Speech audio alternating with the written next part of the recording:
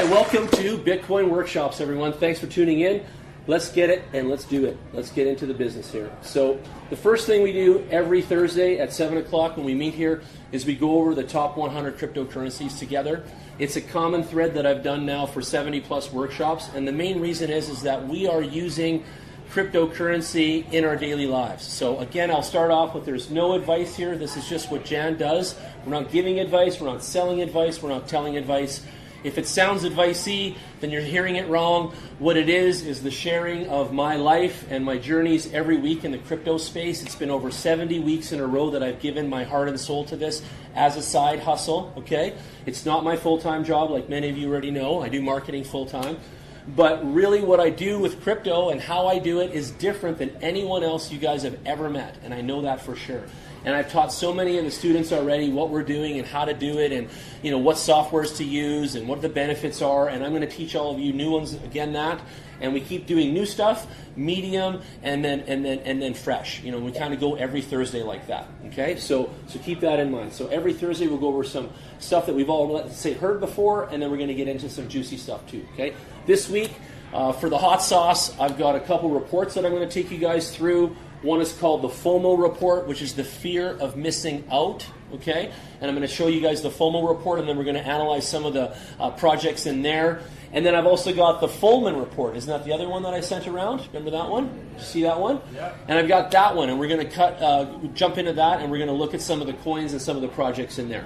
So what is cryptocurrency to me and you and us, and why are we here, and why do we have this club of over 1,200 members strong, and what are we doing on Thursday nights? Well, personally, I use cryptocurrency as a savings mechanism. It's my idea of saving money into something. And through that savings, it ends up becoming some kind of an investment for me, and I treat it like that with seriousness and respect.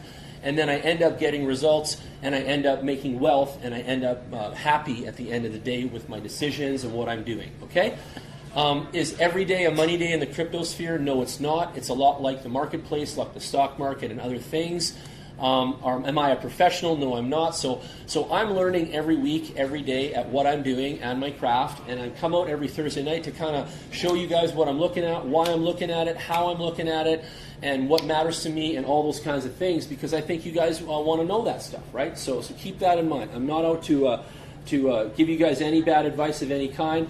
I just want you guys to know how I'm rolling and what I'm up to, okay? So the first thing I hit every week and every day in my life is coinmarketcap.com. And what you guys can do tonight is take notes if you want on your phone, notepads and stuff, and write down the websites. You can have those pamphlets and write on them with a pen. The girls will bring you some pens.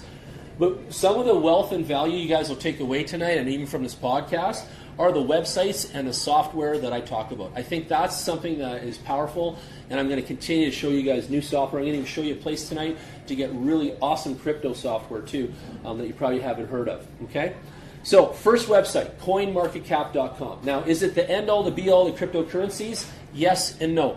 Well, real fast, it pretty much takes on all 2,082 cryptocurrencies. And yes, there's 2,082, ladies and gentlemen. If you listen to my podcast from way back when, we were probably sitting around 1,400 cryptos, and we're at 2,082, okay? There's 16,061 markets. There was never that many markets before. And now our market cap right now is 134 billion, 3.81 million, 343,000. So we're at 134 billion, okay? And there was a time where we were hitting 1 trillion. And in 2017, Christmas time, we were at 1 trillion, okay, in the club of market cap, in the coin market cap. And that's massive, okay?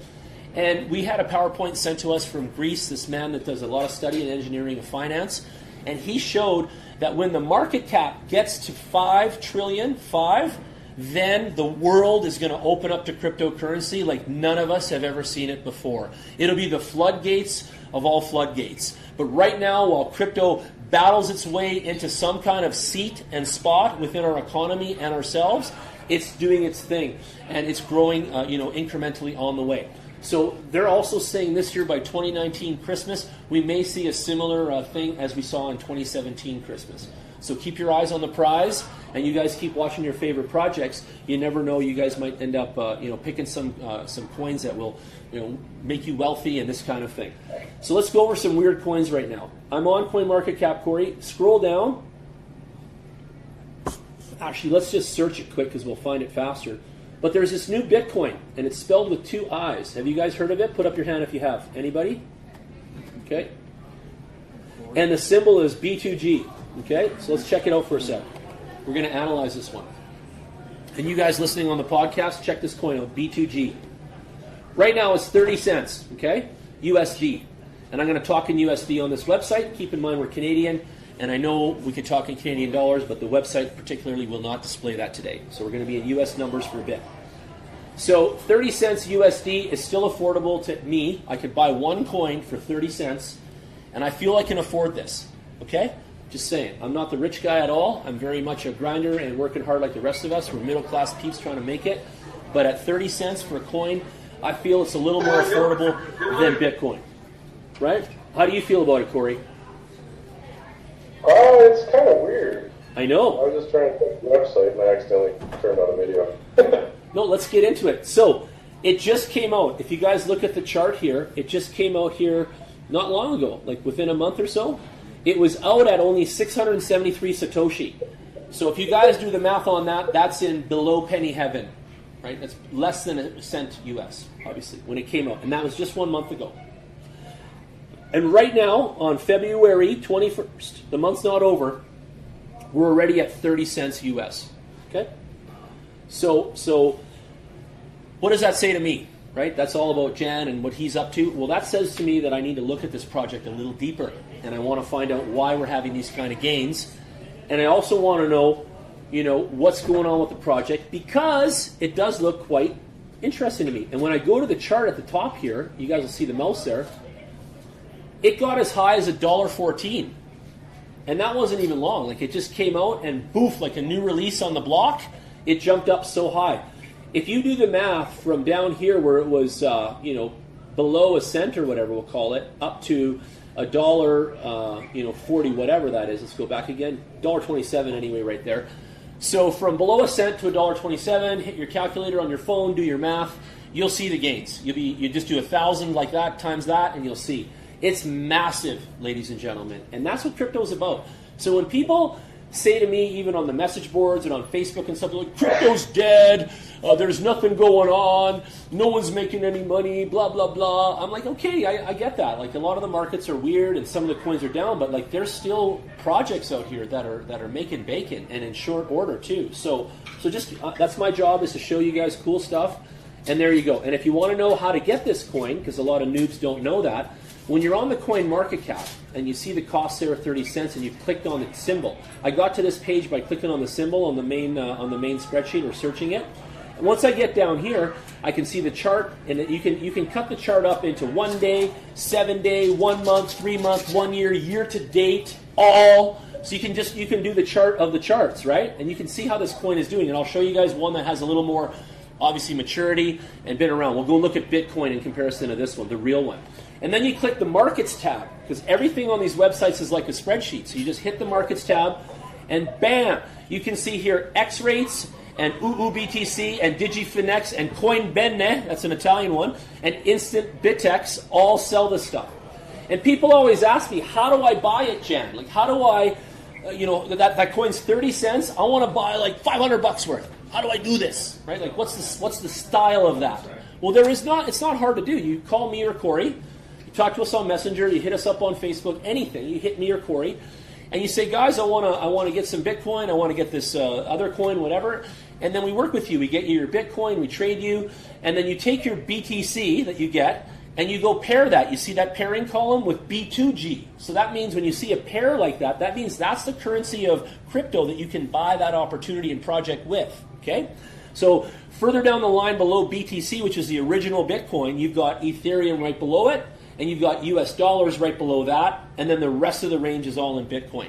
So right away, a newbie person like Linda tonight can see that and go, oh shit, I get it. So you can buy this thing with Bitcoin, you can buy it with Ethereum, or I can buy it with US money. Cool, I get it.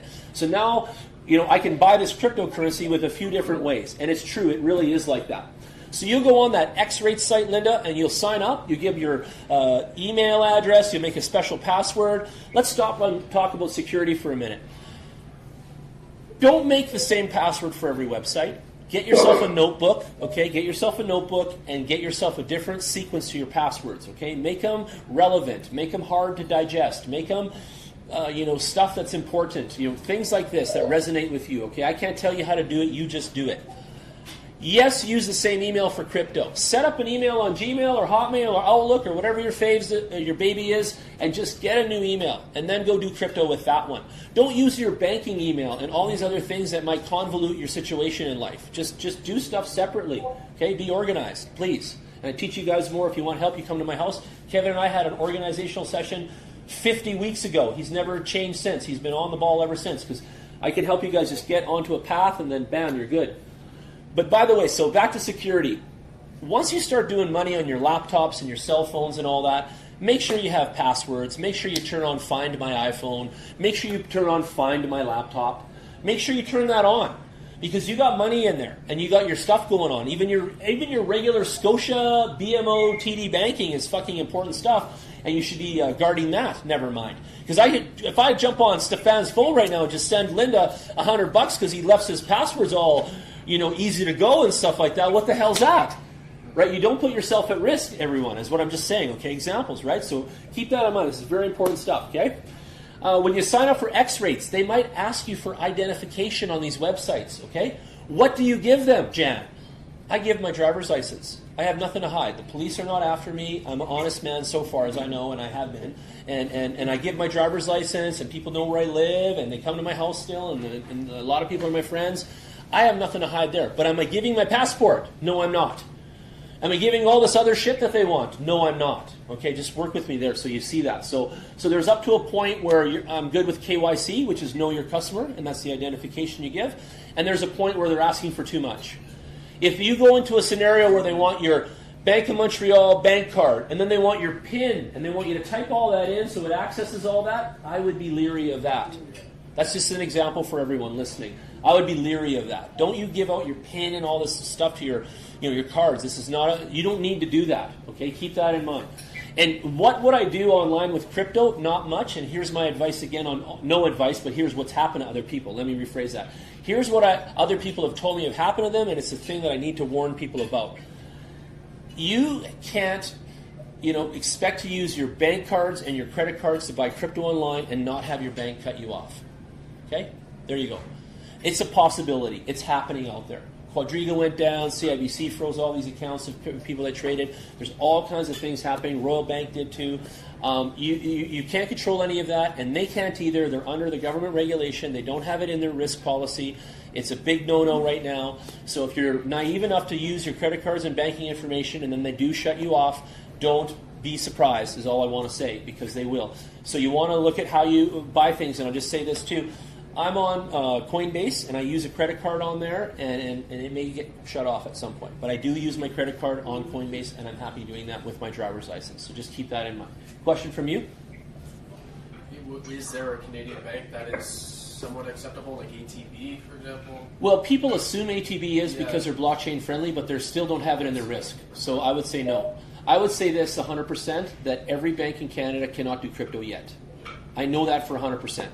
There you go. So it's just a risk. So it's just that. You're taking a risk every day that you're messing with online websites, exchanges, and all that. And I'm saying they work.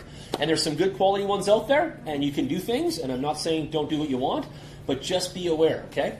Next. Did you see the Bitfo security thing this morning? I did not. Tell me about it.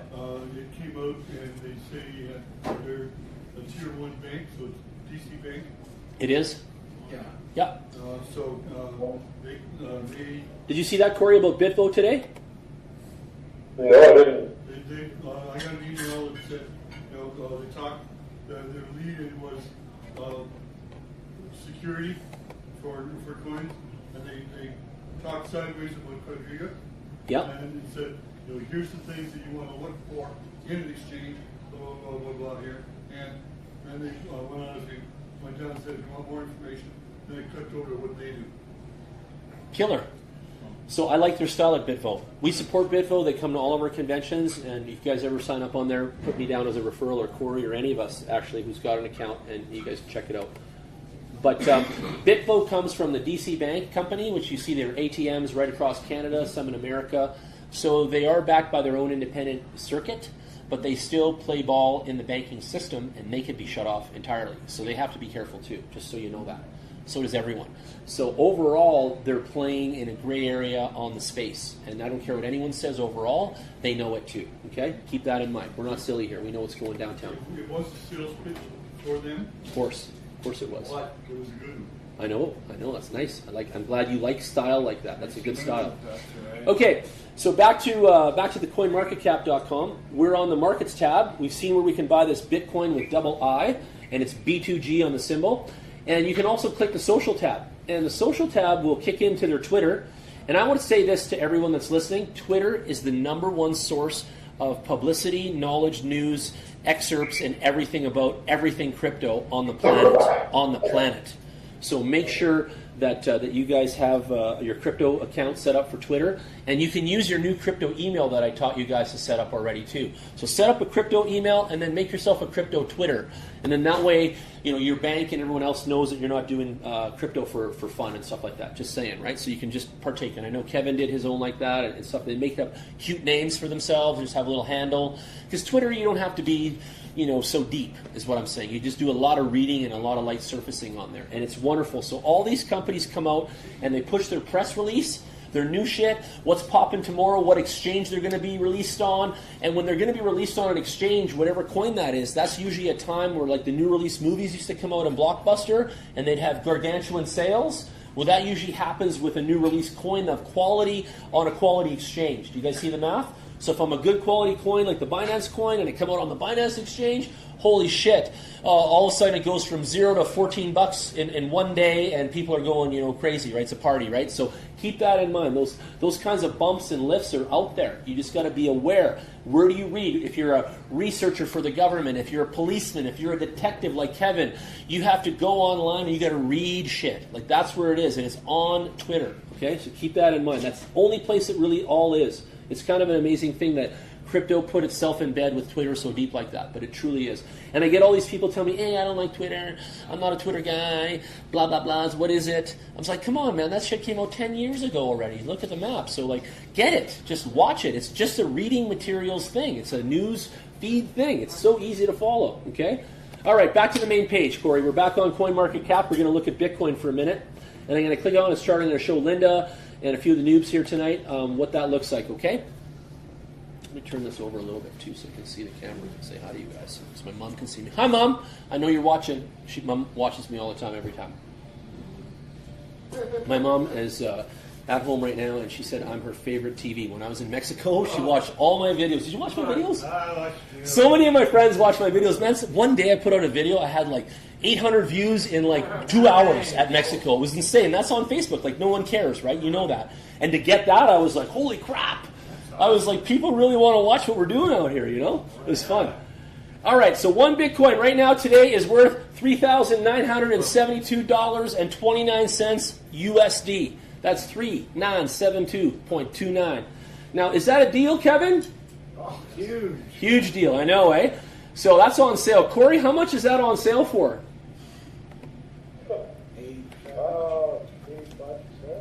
85%. Let's go to all-time coin index. Let's check it out.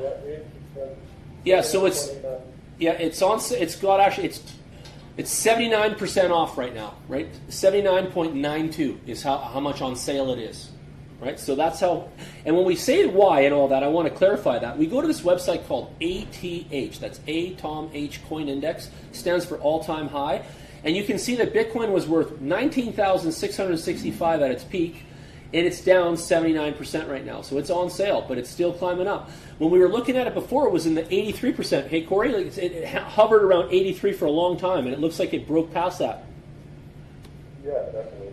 I'm happy about that, too. Okay, so let's look at the chart for a minute. Remember how we looked at that weird Bitcoin with the double I, and it didn't have much of a chart? Well, let's go to year-to-date on this guy for a second. We'll click the YTD button, and you can see the chart there. Look at that. It's going to load the data. And you'll see that Bitcoin has some peaks and valleys, peaks and valleys, peaks and valleys, but overall it remains strong. It remained constant. And if anything, down here for the noobs, you guys can see this. This represents the buy-in of society. This represents the volume of humanity that actually throws a hard-earned cash towards it and says, "I want it." And this is a really thick, steady, brisk, solid distribution of attention and purchase. And there's a lot mixed into that. I mean, I could go so deep on that, but that's a really good thing. And if you look at it, you look at the way it's positioned under that line, it's steadily increasing and holding now at the end. Look at the end there. Like it's actually broke that line, and now we're holding that line. Like we're right there. So this thing is on a run, okay? That's my question. Can you explain the scale? Can you explain what that scale, how you read that scale?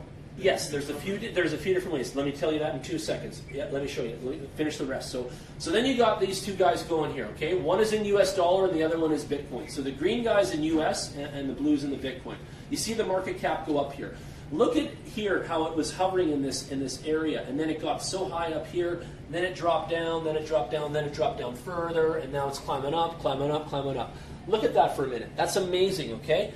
And that didn't even drop that far in that range if you look at where it came from to where it is today. So really, it's held its kind of solid consistentness, hasn't really moved between these two bars here.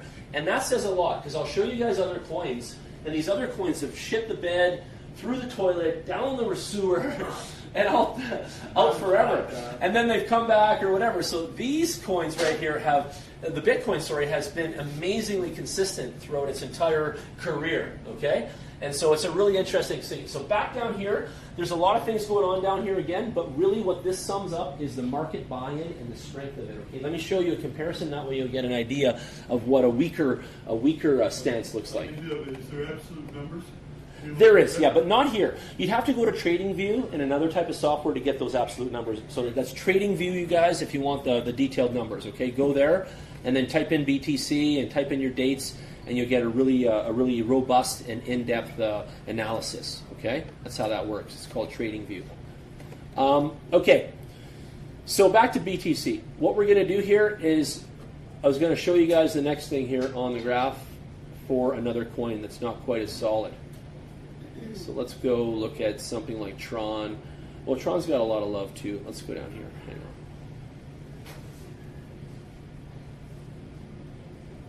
There you go.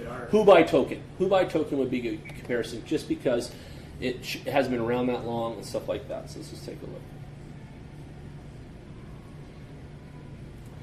By the way, this coin came out at nothing, and it's $1.26 US dollars. And let's talk about this type of product for a minute, okay? Look at how faint that is. You see the different chart on the bottom now? See how different that is, and the kind of buy-in and all that stuff compared to Bitcoin, right? You see how it's all sparse and barely populated in this bottom area, and this represents society, right? So look how that's rolling compared to Bitcoin. You guys saw that thick line, and then it was a little bit, and then it was already going up and all that. Here we've got this like inconsistencies of such, and just lower appreciation and all that kind of stuff happening there. So it's not this is not a coin that has that much buy-in like Bitcoin does. But listen to this. It is a exchange token coin, and all of the exchanges are like a house where you have this opportunity to trade. Okay, so I trade with you, you trade with me. We have this house, it's called an exchange, and we do this, this coin moving around back and forth in market growth and such. While I'm doing that, I've got my own in-house chips, just like the Cowboys Casino here, right? We've got the chips. And the Who-Boy token is the chips for their casino, and same with the Binance token and stuff. And what I've seen time and time again, if it's a successful exchange, those coins of theirs are very successful too, and you can make some moves on those guys too. And I've already made some. I've made some on this one in particular, and I've also made some on the BNB. That's the Binance token. If you guys don't know that one, I'll pull it up to you guys to see the growth. That's called BNB. And this is a whole nother section of crypto where gains can be made, and someone could just focus here, like me, and I've just focused on exchange token coins. That's it. So it's a topic, right? And I've made some really good money. And Nick's not here tonight. I wish he was. But Nick and I have looked at this segment consistently, and we participate in just that category of style. I call it a style, just like skateboarding. But we look at exchange coins, and then we buy into those, and we ride those and stuff like that, right? So the Binance coin came out how long ago, Kev? That was summer 2017. Summer of 2017. He was driving the Camaro with the top off. He had his Led Zeppelin cranking. And this puppy, hit the marketplace. It says it was about 10 cents. It says 11 cents there right now, US. Okay? So Binance is the largest exchange in the world for crypto, and it comes out with a coin, and it's like 10 cents on the street. And 10 cents is a really magic number in every biz of investing, I notice, is because people love a 10-cent share and a 10-cent this and a 10-cent that. They get all like warm and buttery about that. I don't know why, but it's how it is. So it comes out, and bam! Today it's worth $11.03. What was its highest point? $14.88. No, $16.58. It got up to almost $17 from 10 cents. Do the math on your phone for that. Take 1,000 coins that were 10 cents each. What's the cost on that? There you go. And then get to $16. And what does that equal after? I know. I know. Okay, so that's the point. That's the point, ladies and gentlemen. Thank you for that good answer, actually. I like the real answer instead of the calculator sometimes. But, yeah, it went to $17.08, by the way. $17.08. It came out on the streets at about 10 cents, and it went to $17.08. Now, that is, again, an exchange coin. And there's a topic I'm teaching you guys right now that you guys can specialize in that. You can be a trader, and you can specialize in exchange coins, period. You don't have to even leave that segment. You don't have to leave that bubble, and you can make bacon. And I just showed you guys here today how, or not how, but per se, like why and what are some of them, right? And there's more coming. Listen, more exchanges are coming out. They're going to issue their own in-house chips, and they're going to be more gains like this. Because why is the Binance token coin so popular? Because you save money at Binance, by the way. So you get online, and he wants to buy a bunch of Ripple right now with his Bitcoin, and he's going to make a buy on the exchange. And if he took the Bitcoin he got and he bought the Binance coin with it first, and then he used the Binance coin to buy the Ripple, he's saving money. He's saving 75% of his fees off the top, and he's actually garnering a few more gains and credits and other stuff like that. You know, it's kind of like using your Visa Gold card to buy the airline tickets and getting double points somehow, stuff like that. It's like that. It makes sense, you know?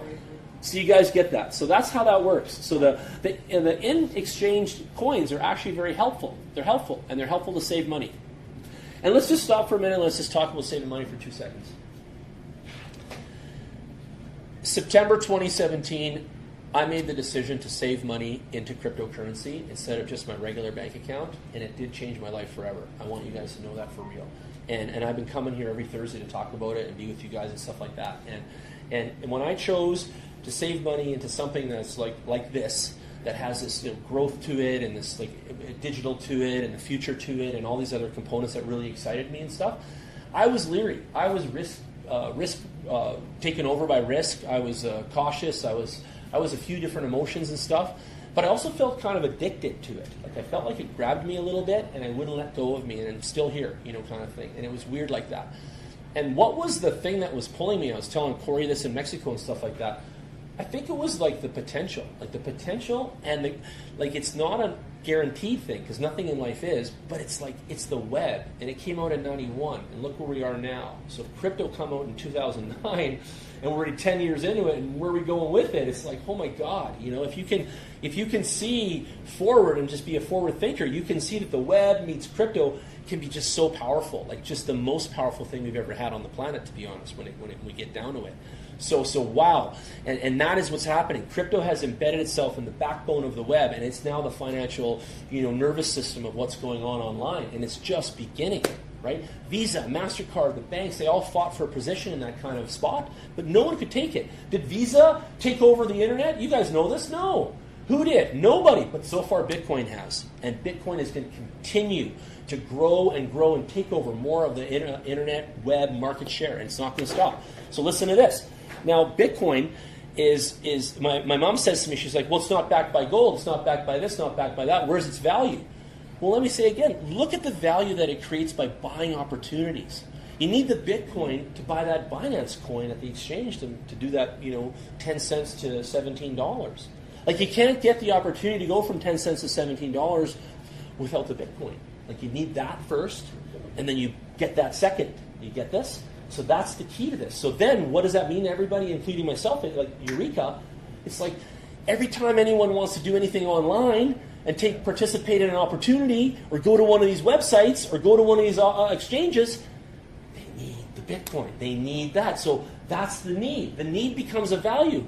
It's become a commodity. And as soon as something becomes a commodity, game on. It's lit up and people buy it. And it's like oranges and apple juice and all the other goods. Think about how much that shit is shipped all day.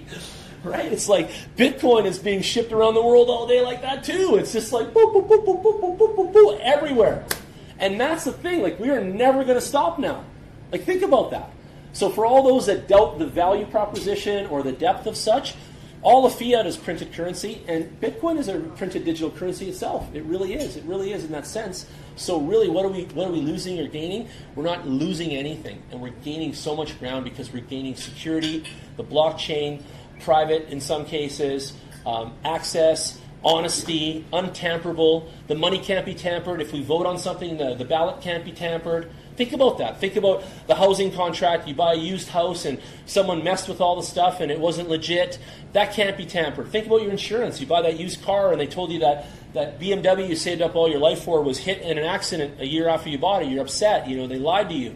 All these things can't be messed with if we apply the blockchain and what's going on here. And last week I was at a blockchain conference and I was schooling those guys that crypto is at the core of all this, and they didn't even realize, like they didn't even understand that like Bitcoin is the biggest example of blockchain on the planet. It is the largest example of blockchain on Earth, Bitcoin. It's the greatest example ever created.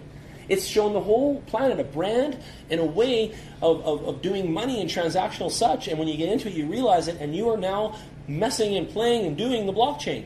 And there's a lot of people out there going, wow, what's the blockchain? I'm going to have it at work.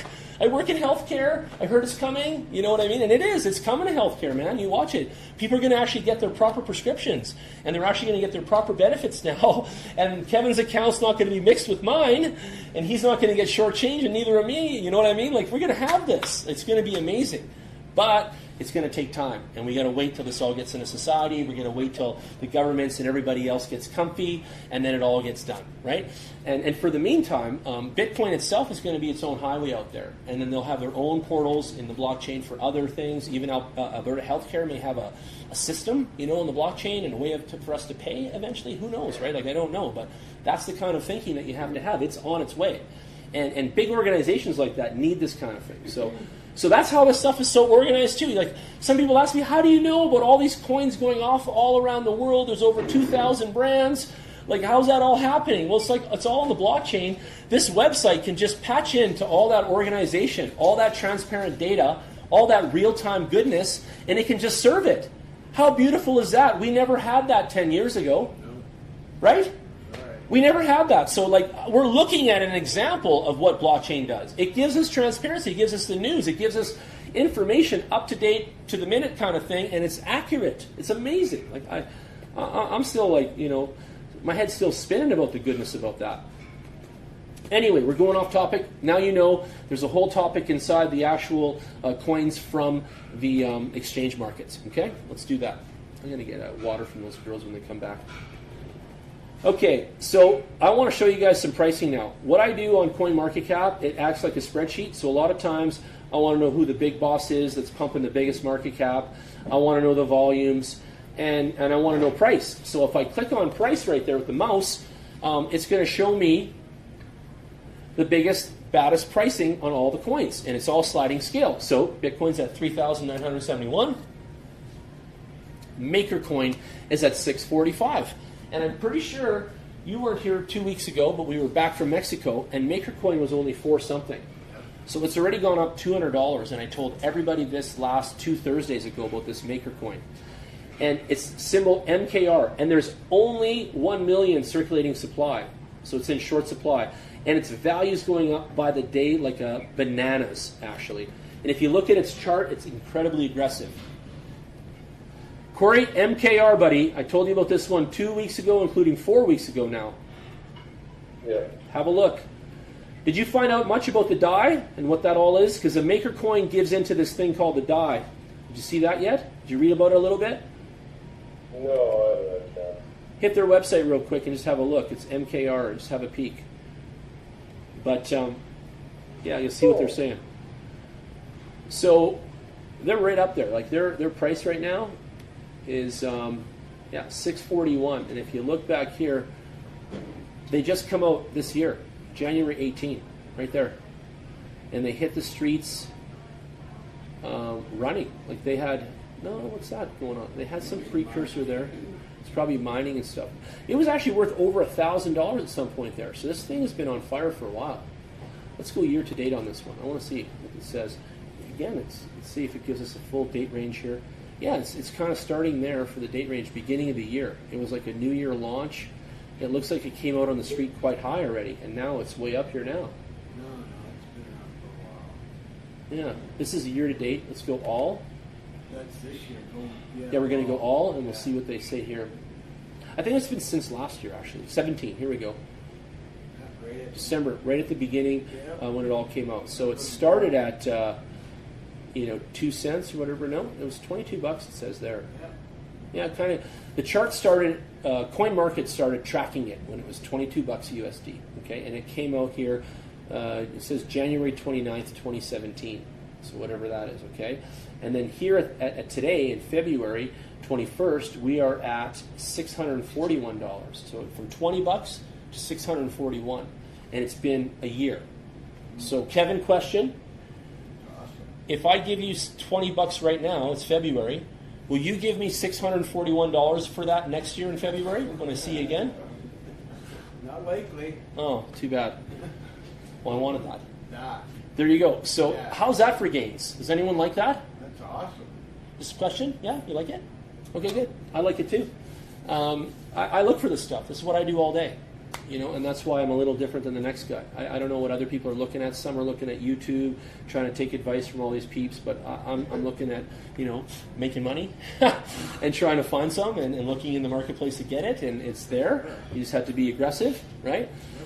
So let's quickly talk about Maker for the fans out there. Maker is a smart contract platform on Ethereum chain that backs and stabilizes the value of stablecoin DAI through a dynamic system of collateralized debt positions, CDP. These are new market terms, ladies and gentlemen. Autonomous feedback mechanisms, meaning no humans, and appropriately incentivized external actors. Okay. MKR tokens are created or destroyed in accordance with price fluctuations of the DAI coin in order to keep it as close to the $1 USD as possible. And it is part of a fully inspectable system on the Ethereum blockchain. Back to transparency. MKR tokens are also used to pay transaction fees on the Maker system and provides holders with voting rights within Maker's continuous approval voting system. Hi, honey. Could you bring me some waters when you have a minute? And another tequila? Okay. So what happens here is the voting rights within Maker's continuous approval voting system. So it's all done through the blockchain, and it's all done within the system, and it's all autonomous. So these are servers talking to servers for Linda here, so she understands what we're saying here in the new tech English. But this is servers talking to servers. No more humans need to do this and approve this stuff because the servers can do it now because it's on the blockchain and nothing can be tampered with.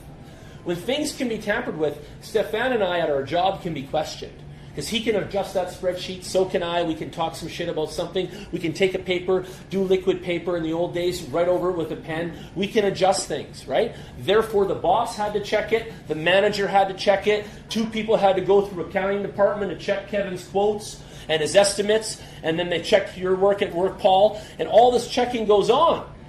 But when the computer generates a smart contract and all the data is in order and no human has touched it, therefore it stays within the servers and keeps connecting and approving through the system. And again, no humans have to touch it. And that's where we're at. You see, that's the difference. So just so you wrap your head around that.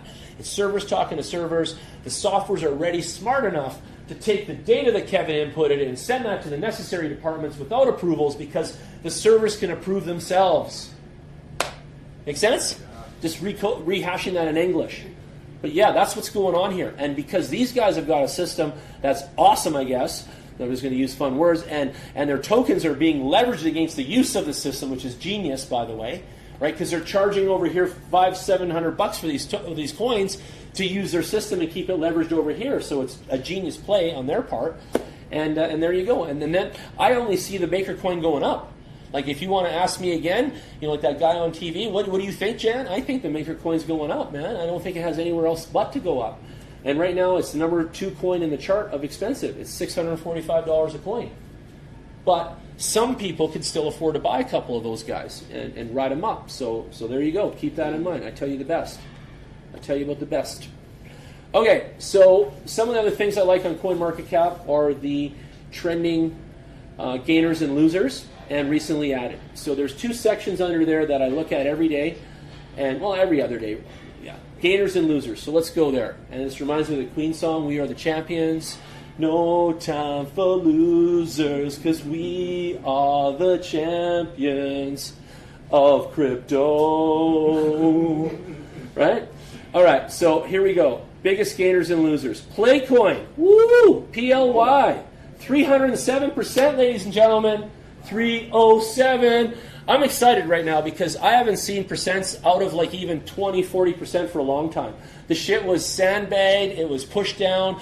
JP Morgan, those liars, manipulated the media. You guys heard about it. That other guy there, what's his name there? I always try to remember his face there. He's got that Tika Talari did a chalkboard timeline of how JP Morgan and a bunch of other companies all pushed Bitcoin down last year, and he had relevancy to it all and collusion to it all, which is a buzzword.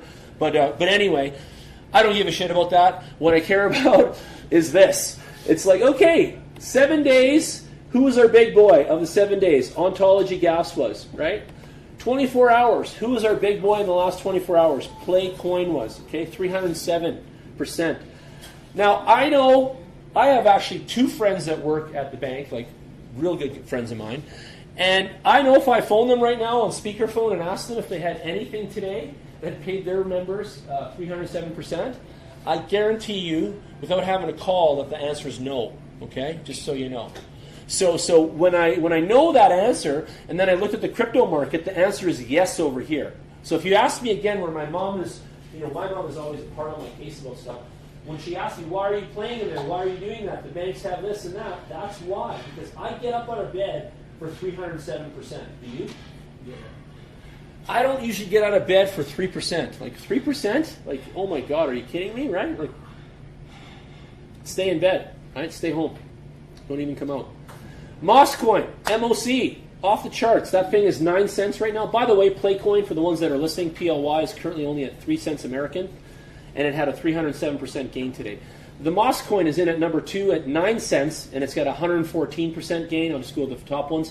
Paragon, PRG, is at 17 cents and a 90% increase today. Own Data, OWN in the symbol, and is way less than a penny. It is 1/100th of a penny right there, and it's up 71%. So that's my penny coin pick of the week, is the Own Data coin. And I guess with the name Own Data, you're owning your data. It's number 4. And we'll see what's up. I'll dig into that project later, and I'll find out what. But it already sounds good. Like if I own my own data and I'm participating in this, then that sounds good to me, right? Swarm coin is 43% up today, and it's 11 cents. And the Ripple Credit Network, RCN, this is a big company, ladies and gentlemen. That thing is at 1 cent right now, and it was up 41%. Ripple Credit Network is legit. Thanks, honey. Appreciate you. I did, yeah. And yeah, this thing is off the charts, ladies. LA Token, number 9. I saw LA Token hanging around in the shitcoin trenches for a while. Remember it? It was on some of those shit-ass websites, and I'm sorry for swearing for everyone listening and stuff. I'm trying to keep it low. I don't swear much, but the shitcoin is definitely a key word. And anyway, and it's now number 9 on the biggest gainers. So there you go, up 33% today. So all the disbelievers, that thing is still 8 cents, and it's up 33%. And then there's a bunch more. Let's keep going. I'll look at the 7-day chart quickly. Ontology Gas, ONG. That sucker is up 149% this week. We're at 71 cents only on that one. My next one, Bitball. I knew about Bitball. Bitball's been talked about for a long time, BTB. It is again, what is that? 1/1000th of a cent, something like that, below a penny by 1,000%, and it's up 148% in the last 7 days. So what does that mean to me?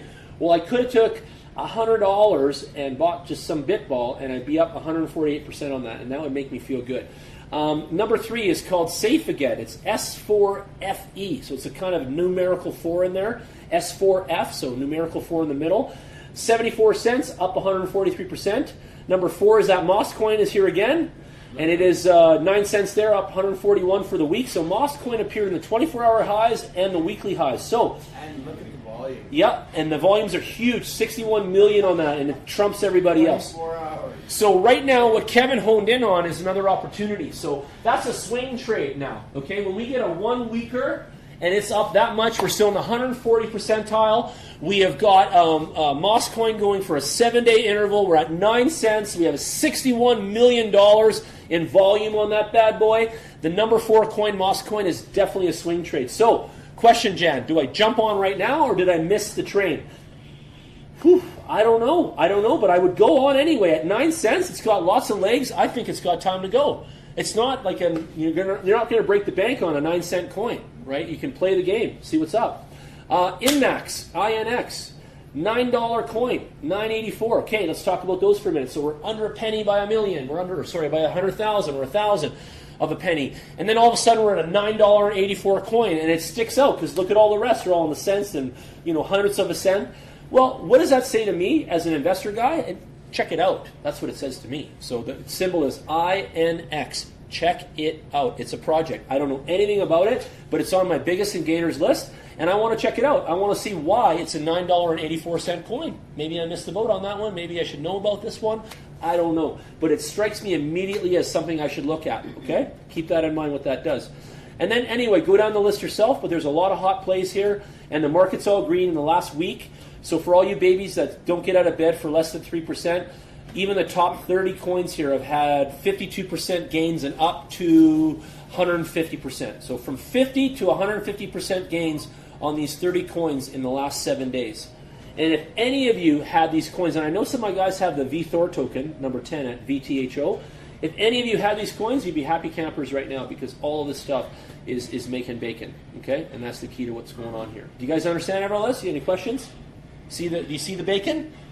What's the time for the pop to crash? What's the time frame for the what to crash? The pop for the pop. Like what's the duration? Okay, good question. You can't time that. You have to participate in that. But what happens is that Bitcoin is pulling when we're in a bull run. Yeah. All the altcoins pull after it. It's like the whale goes and then all the little minnows behind it, right? Yeah. And the minnows are all these guys, and that's why they're worth 100 and the thousandths of a cent and all that. So the minnows are right behind the whale, and the whale's taken off. So this is when everyone goes fishing for the minnows because the budget's lower and you can make some incredible gains. So just keep that in mind. I don't know the time frame, but I know what happens systematically when the Bitcoin takes off. So does everything else. It's like hand in hand. Okay, you got to be watching, and I want to tell you this: you got to be a fisherman. And you got to go to CoinMarketCap, and you got to sit on the end of the pond, and you got to check in on that fishing rod a few times a day. Do your job, go to work, go to co-op, get your groceries, do whatever, but then check on your CoinMarketCap 3-4 times a day and keep an eye on some stuff. And then that way you're like fishing all the time, right? Like if you don't go here and look at this like I do, look how excited I am. If you don't see stuff like this, then you just think the crypto market is shit. Then you just listen to the news and you just think that all your friends don't know what they're doing and they just hate on it. But when you come here and you see 149 and 300% gains, you know your friends are full of shit. You know the media is lying. You get this now? That's how you know. And that's how you know that crypto has a hope in hell of lifting society up and creating wealth for the rest of us because we've been locked out of everything. There's no mutual funds at 149%, bro. There are none. If you have some, I'll buy them tomorrow at the bank. It's Friday. Let's go. Show me. I'll take 10. I'm in. Right? So you get it. Like it's. I'm passionate about this stuff because this is like I made this my life in September 27. Right? All right. So more tools in the toolkit here. There's global charts, historical snapshots. You're a history buff. You go backward. You got a currency calculator. Oh man, this guy is absolutely top of my use list. I use this on a daily basis, and it's called the currency calculator, and it's the #1 way that I can put my head around what I'm dealing with when I'm dealing with Bitcoin and cryptocurrencies and the 8 decimals backward, okay? Because it all goes 8 decimals backward, and if you're not even a little bit of an accounting nerd, then you're going to not like crypto too much, right? Like you have to have a little accountant in you somewhere, right? Little bookkeeper living in there. But let's go to Canadian dollars, because it never, USD doesn't always matter to me, and they call it CAD here. It's not CDN like you see it on this bumper sticker for Canada, but it's CAD when it's in currency land. So right now, 1 Bitcoin is $5,253 Canadian. Oh, love that. We're back over $5,000, boys and girls. You happy about that, Paul? A little bit. Well, did you buy some lately? Only a little bit. Oh man, buddy. So I love this because you can see what it's worth in Ethereum over here. Let's see what 1 Ethereum is. And you can just bounce around between all the currencies. Look at them all. They're all in there. It's so cool. So you can basically cross over to Canadian. 1 monkey coin is worth 6 cents Canadian, right? So you can see what each coin is worth and all that sort of stuff. It's lovely. Such a lovely tool. And it's the cryptocurrency converter calculator on coinmarketcap.com. It's so simple to use, okay? Now I'm going to bounce out of here for a second after we see this tool. And I'm going to show you guys some other stuff right now. There's a watch list you can put together. There's a crypto glossary so you can find out about what coin, what project, all that stuff. There's also widgets and all that sort of stuff, okay? Now let's go over to all-time coin index. Here we go. So we are now on this website. It's athcoinindex.com, okay? And this is one of my favorite websites because you can see the amount of price difference between where it was at the highest point in its life as a coin, as a project, as a circulating value in our society. I love my words tonight. I'm rolling here with my coffee. And you can see that, and you can see how much money you're saving when you're going shopping here at Winners, okay? Because you get the tag, and those Adidas are 90% off. And you're like, fuck yeah, I need these in Mexico. I need these flip-flops. 90% off, Winners, right? And on here, you're getting 90% off crypto. And you should be excited about that because I am. I can't tell people enough, that's why I come out every Thursday to say this, that cryptocurrency is on sale. And cryptocurrency is here to stay. It's like rap music. It's not going anywhere. It's going to be on the Grammys. It's going to piss some people off. It's staying. My mom said rap music was a fad and it was leaving. Tonight is a Snoop Dogg concert. This whole shit was packed. You guys saw that, right? So, by the way, hi to Snoop Dogg. Hopefully you're listening to my podcast right now. We're looking at you, baby.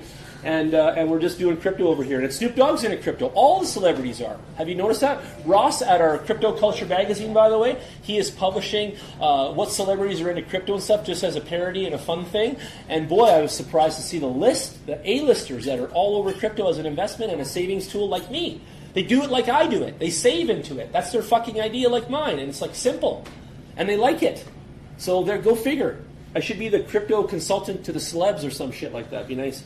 Who knows, right? Anyway, let's look at the money. So Bitcoin right now, 79% off.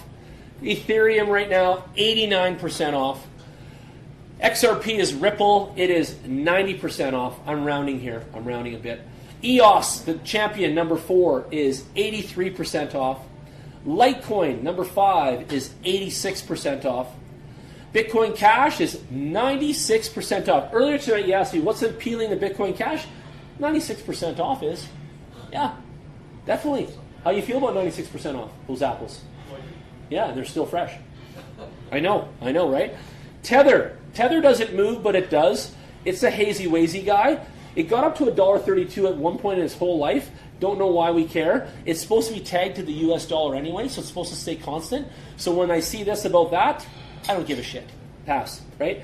Stellar, XLM. How many people know that Stellar is a co-child of Ripple? Cool. So they're in cahoots together. Look that up. How many people know that Tron is in cahoots with another type of coin out there? Anybody? Yeah, exactly. So that's cool, right? So keep that in mind. But back to Stellar. Stellar is 89% off. Stellar is here to stay. Stellar will be the cryptocurrency that you'll probably even see in the bank machines and in the XLM, in the point of sale machines.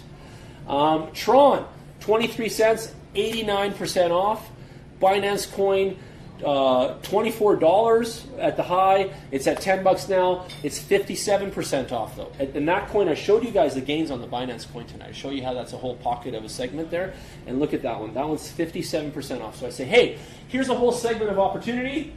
And the number one player in that opportunity, the number one thing, is 57% off now. Take a look at that, okay? Make that your baby.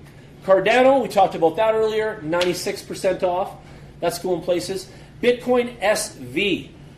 To me, and back to Bitcoin Cash, for whatever reason, the world likes that SV. They've moved from cash to SV in a lot of cases. I don't know. I think there's going to be a battle there. I'm not sure how it's going to pan out. What if they morph together? A lot of what ifs out there in the crypto space. Be careful, holders of all that. I would still hold BTC, which is the original Bitcoin, they say this word maximalist. I don't think I'm one of those because I love all cryptos, but I definitely hold the Bitcoin over the rest. You know, that's just the way it dumps to that. That's my default baby, right? So it's always going to be there. I will never dump my coins to Bitcoin SV. Like, I'm not going to do that. That's my choice though, right guys? IOTA at number 13, 94% off. Incredible project. Monero, being used right now in Korea. You can go buy a Louis Vuitton bag and pay with Monero in South Korea in the shopping district where they got all the high-end makeup and they have that show on Netflix and all that. And Monero is accepted in all those shops and high-end retail. And Chinese ladies looking for perfect skin shop in South Korea with Monero in their phone and pay like that. So there's your target demographic. And they buy high-end luxury items and makeup and perfumes and such with that particular coin right there. There you go. Who knew that? We don't do that here. No one come in tonight and pay for sushi with Monero. But that's the thing. Canada's small potatoes. You know that because we live here. The rest of the world's a big place, and they're doing their own thing. Like, it's a big thing out there. Dash, number 15. We'll round it out here at 20. Dash is 94% off. Dash is the most widely used coin in the world. Dash has instant settlement, meaning that if I send Stefan $100 in Dash right now, before he even blinks on his phone, before he blinks, he has proved that he already got the coins. Nothing else works as fast as Dash on the planet. It's like there, bang, and it's real retail. And I have an app for Dash, so if anyone wants one, let me know. Write to me, send me a message on the podcast. I'll give you a Dash app that we created here in Canada, Kelowna, BC, and you can run your own business and your own Dash wallet and take money and do whatever you want and charge your customers and move money back and forth and all that stuff. Okay, Neo. Neo is 95% off. Neo is the Chinese Ethereum. Neo is the baby coin of Chinese people, and they make other coins off the Neo. That is the big deal of it, just fast, and it was worth a lot of dough. $200 before, it's now $875. It's one of the mature coins. Back to remember when I said, well, why is a coin $9? Stuff like that. You got to look at its maturity there. You got to see why and stuff like that. It's like a $10 wine that was like $200 before. So you got this $10 wine on the rack at Co-op Wines on sale. And it's it's $10 right now, but that sucker used to be $200, right? So who's having the party? You get a piece. Ethereum Classic ETC 89% off. Now, the experts say that Ethereum Classic is going to overtake Ethereum as the crypto marketplace continues to grow at the velocity it's growing. As the users come online, like you guys tonight, Linda and everybody else getting new wallets. Ethereum is running out of bandwidth space, just for lack of better terms, and they are going to move to their Ethereum Classic highway pipeline coin, and that coin is going to carry the weight for the old Ethereum and that style. So keep in mind. And Ethereum also is doing a morph and a fork and a bunch of other stuff you can research, and you guys can get into that too on your own time in Google. Number 18, the Maker coin, the second most expensive coin in the world right now. Okay. In the trading world, let me clarify that. There's other coins. There's a $1 billion coin or something too. Yeah. But anyway, 64% down on that coin. You guys know there's only 1 million in supply. We talked tonight about its rarity. We talked tonight about its use case. We talked tonight about a lot of key elements that make that coin worth money and why it's going up consistently. So have a look at that one. We talked about Ontology, right? ONT, 78 cents, down 92%. And then NEM is another Chinese coin, and that has a lot of love out in China, and that coin has been around for a while too. It's mature, but it's only 4 cents right now, and it's 97% off, so it's got a lot of love out there. All right, so there's way more to go over, but you guys can grab your own. Number 29 has Bitcoin Gold, and I like that. So let's talk about another style of investing, saving, whatever the hell you guys want to call this. It's what I do. I also pick a family, okay? And you guys all have a last name and you guys all might have a family crest back in Scotland, and you guys might come from Italy, and you guys had a logo on your door with the history of your grandpa and all that other stuff. Well, I like Bitcoin. The hat says it, the T-shirt says it, the club says it. My club is Bitcoin, so you'd imagine that I'm pretty, favorable towards that guy. I personally own every kind of Bitcoin. Like I have Bitcoin Diamond, Bitcoin Gold, the new Bitcoin with double I that I showed you guys tonight. Like I own every single Bitcoin that there is on the marketplace that's going, turning, jiving, spinning, all that. And I have a theory. That I think that because it's all Bitcoin related, I even have Bitcoin Cash, but not much, but I have some. But because it's all Bitcoin related, I feel that it's going to do something. It's going to grow something, and it's going to be the grower and the growing of a thing. So what I've done is I've just pooled and partitioned and packaged all my Bitcoin family in one giant big space there, and now I run it like its own little investment pool of my own, and I watch it, and I'm pretty proud of it, and I add more to my Bitcoin family all the time, because some of my Bitcoin family is dirt cheap. It's like, some of it's just ridiculously cheap. And you can mine for it, because some of these Bitcoin family coins are mineable, and they're actually quite aggressively paying out in tens of thousands and stuff. So it's actually quite cool that you can make some really good money with things like Bitcoin Gold and other ones. So don't ever discount the Bitcoin family. And I just taught you something there again, is because that's a thing. It's a style, it's a bubble, and they don't talk about that on the videos and all that. I do that. I take the family and I invest in that, right? So, and I save into it. What you could also do, look at Bitcoin Diamond right here. Look at that. 75 cents, $147 before, right? So there's an Ethereum family out there, right? Think of that for a minute too. And then there's a Stellar family and all that, right? 33 too, right? They use both. Where? Number 33. Yeah. Qtum? They use both Ethereum and Bitcoin? Bitcoin protocols. Yeah. And it's 210 right now, and it was $100 before. It's a really good one. Qtum. QTUM. You bet. Yeah, throw in anywhere you want to say. But have any of you thought of that before? Have you ever thought of buying everything in the Bitcoin family before? That idea? Have you thought of that? Now you heard it first. So try that one. And do a little bit. See what you think. Okay? All right. Now let's go to a website that I found really, really informative this week. Okay? It's called Product Hunt. Write that down, everybody. You want this one. Product Hunt. Okay? What is this website all about? Well, it is all about software. Okay? And it will give you all kinds of things that will, there we go, collections, topics. It will give you all kinds of software to better your crypto life. Okay? And that's why I'm taking you guys here. So you want to go into this site. It's called Product Hunt.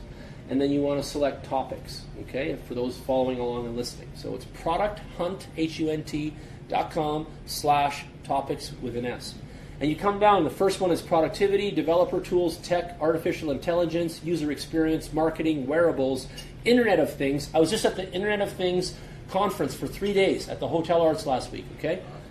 Design tools, home, analytics, photography, growth hacking, books, bots, iPhone, Mac, APIs, web app, games, Slack, tax management, social media, prototyping, education, open source, product hunt, writing tools, message, touch bars, Facebook, venture capital, Chrome extensions, virtual reality, music, Netflix, augmented.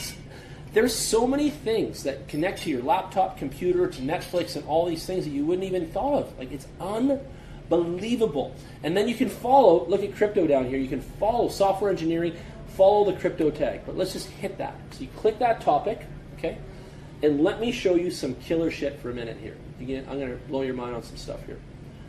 You won't even believe the tools that are available that you've never even heard of in your lives before. Like, it's like a candy store for the things. So first of all, what I want to show you is they start with popular this month. And you see 4,153 in this box, 4153. People are voting that up. So if you like Robinhood and you downloaded that and you're loving it, you hit that button and you vote it up and you give it the love.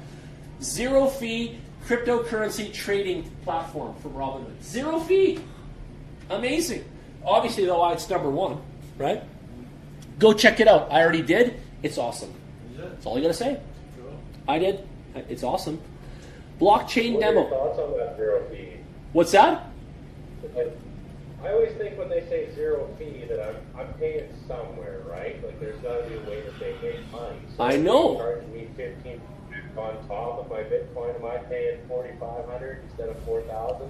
Well, I did some Bitcoin. I did some Bitcoin to Ethereum just to mess with it when I did it there, and I didn't pay anything. It did not take anything off my totals. My Satoshis were the same in the transfer of such, and I double checked it on the cryptocurrency converter. So I don't know how they're doing it, Corey, but I think that they're going to charge us later. I think everyone that's in the club of Robinhood Crypto might have like a membership fee at some point or an entrance fee, and then still run the trades for free. But I think, back to you, I think their concept right now is legit and open, and I think they just want people to come in and join them. And then they'll create a movement, and that's how I feel about it. But I might be wrong, you know? But give it a try. I think you'll like it. It runs way better than these other guys. Yeah, like some of the exchanges, they got super low fees for fee on Bitcoin, but you're paying 4,500 USD instead of $4,000 USD, and they don't charge you anything on top of that. So it's sneaky bullshit. It is, but not on this one. Give it a shot. By the way, Trevor and his brother showed up. Look at Corey right here. He's in Mexico because we got our Mexico office open now. So he's at our Mexico office, and we're going to have Mexico and Calgary every Thursday night now. And he's going to the marina, and there's a convention center right there by our ranch and our mansion house there. And he's going to end up doing the Bitcoin thing there. And people are going to come there from Mexico and all the expats. We're going to have a whole bunch of expats there in Mexico. We're going to see them on camera, and we're just going to keep evolving every Thursday like this. I'm excited for that, too. We make friends everywhere. Anyway, let's keep going here. Blockchain demo. All of you need to learn about the blockchain. Every single human does right now, because it's going to change the way we do computers and databases and the works. I'm just using layman's terms as always, but it's going to change your lives. It's going to be inside your insurance and all this other shit. Get on it, and you can watch it here. Earn.com. You can earn money for replying to emails and completing tasks. Think about that for a minute, okay? Corey, that one's your baby too. You're always on top of emails and stuff. Imagine you getting paid to replying to all those emails and completing tasks, bro. Get on it. Oh, you take a bathroom break there? That's okay. He'll be back. He'll be back. Okay, let's keep going. And then we go to trending. Whale Lend. Safe and secure way to earn interest on lending your cryptocurrency out to others. Oh, you got 10K in Bitcoin? You want like a little dough, a little cheese? Lend it out to you over there, Bart? Let's go. Take my 10K. Maybe give me back 10K5? I don't know. What am I getting, right? I don't know, but we'll get it through the system. I'll put my money in the system, and all of a sudden you're going to pay me back, right? You know what I mean? And that kind of thing. Make some interest. I don't know. We'll do it through the website. Whale Lend, ladies and gentlemen. Awesome. Coin. Crypto-powered jobs and gigs. These are jobs online that you do. You can do marketing, you can do emails, you can do content writing, you can do stuff, and you get paid in crypto. And it's a gig marketplace, meaning they list jobs you can do. So Trevor's at home. He's a full-time gamer. He likes his games. He's cool. I want to make a little side hustle, Jan. Where do I go? Broski, come over to Coin, CUYN.com. You can look at the gigs on there, and you can get some jobs online and just do some on your laptop and stay home and make some crypto bacon. And then you already know how to convert, and you know all the juice. So there you go. Binance Academy, free learning resource, for blockchain and crypto. Corey and I take people through our workshops, and we take them through the Binance Academy, and we show you all these things, and we turn you into a ninja. Savvy Wallet, accept cryptocurrencies in minutes. Didn't download it, whatever. Quadency, I love this one. I downloaded this one. Trading and portfolio monitoring tools for crypto investors. With Quadency, it's spelled Quadency, like currency and Quadency. Bittrex, Binance, KuCoin, Polynex, all of them inside my Quadency. All my coins, all my logins, all my stuff, all in one software, all dialed in, dashboard, looks baller. I know all my amounts in Ripple. Like, holy shit, it changed my life, guys. 2 nights ago, I downloaded that. It changed my life already in 48 hours. I got my crypto so dialed up now, I'm just in love. Like, I'm in love with my coins. If I, like Corey and I, would like to take a bath with our coins. Just like pour them down, but you can't because they're digital, right? But you want to do stuff like that. Proof Inc., okay? Data stored on the Steam blockchain. That's going to be worth a lot of money. That software right there is genius stuff. I want to say this too. I went over Product Hunt for like 4 hours in the bathtub one night, and I saw ideas on here that I already thought of.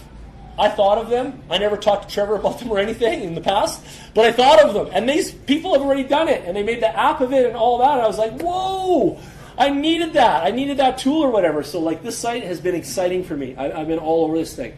Okay, Pixura, create and sell your own crypto collectibles in minutes. Nick wanted to do crypto t-shirts. He wanted to throw some swag down. He wanted to make these cool crypto sayings and all that. You got your shirt on. I do too. I made these ones. I got these for you guys. If anyone ever wants one, just ask.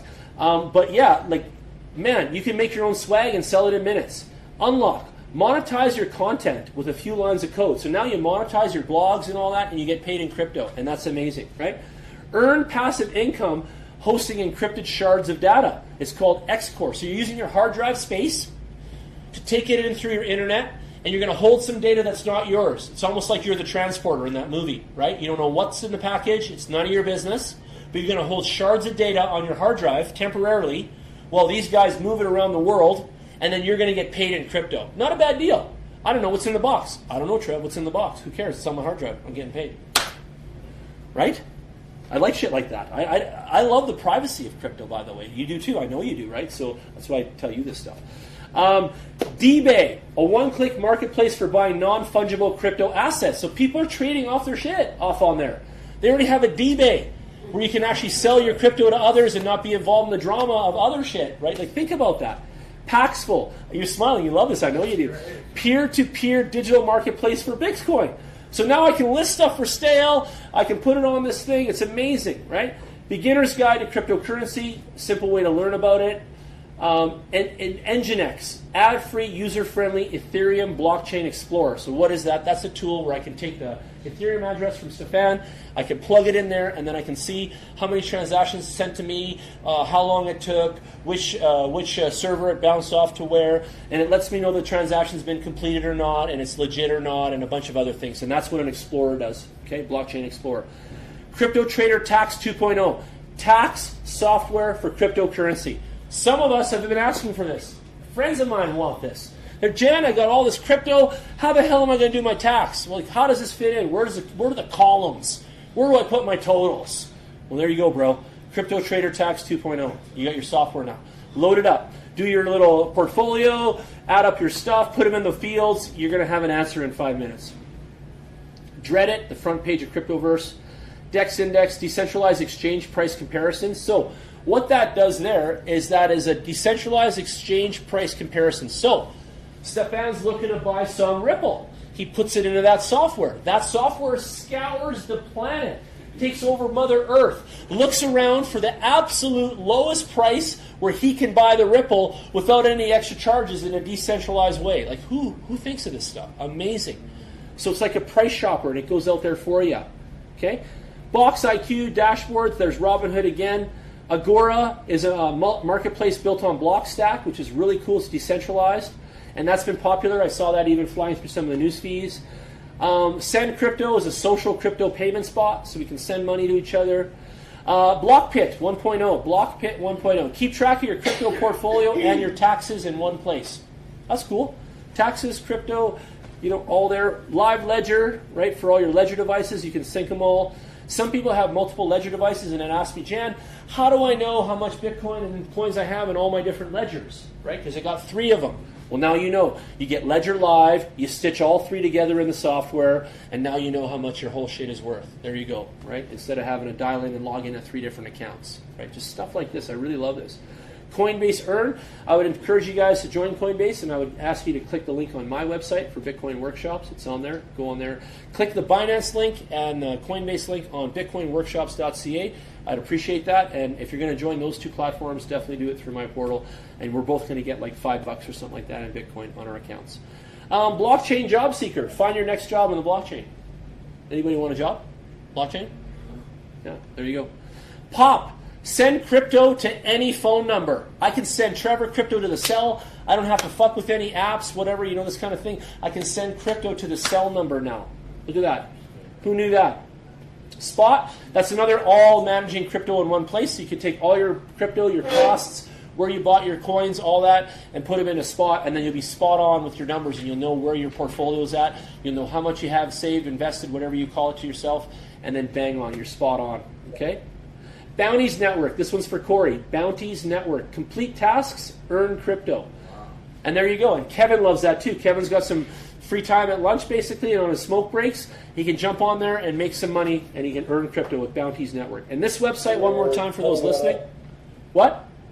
Sorry? Oh, I didn't mean to cut you off. Sorry. No, it's okay. We're going to set one up for free vacation, or like a week trip to Mexico.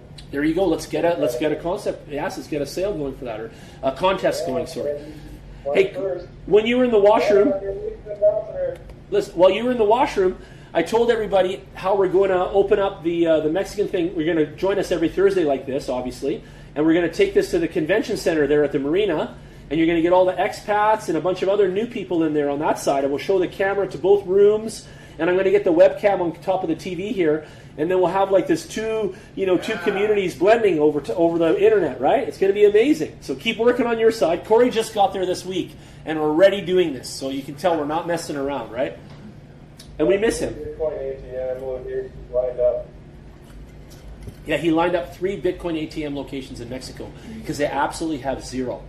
They have 0 Bitcoin ATMs, I think. Right. How many do we have in Calgary, Kev? Yeah. How many? 94, I think. 94. Yeah, 94 Bitcoin ATMs in Calgary, and we have 0 where Corey is in Mexico. So there you go. Either. And all the ones in New Orleans, all the coins. Let's get down here. What else is really good? There's only like, I think, half a dozen Pelican. Here's one called Solar Wallet, simple and secure Stellar Wallet. Stellar doesn't have a lot of wallets out there for its coin. It doesn't have a lot of softwares. So the Solar Wallet is a good one. I read up on this one. It's really working good. It's based on Linux, and it's amazing. So keep that in mind too. Okay, that some of the coins require their own individualized wallets, and they're sometimes hard to find, and there's not a lot of makers of them. Okay. Katana Beta. Trade on multiple crypto exchanges through one desktop app. So now you can go Bittrex, Binance, KuCoin, and all that, all in one desktop app. And that's a Corey would love that one too, because Katana Beta will allow you to do all your money in all your accounts at once. And I think that's really cool too.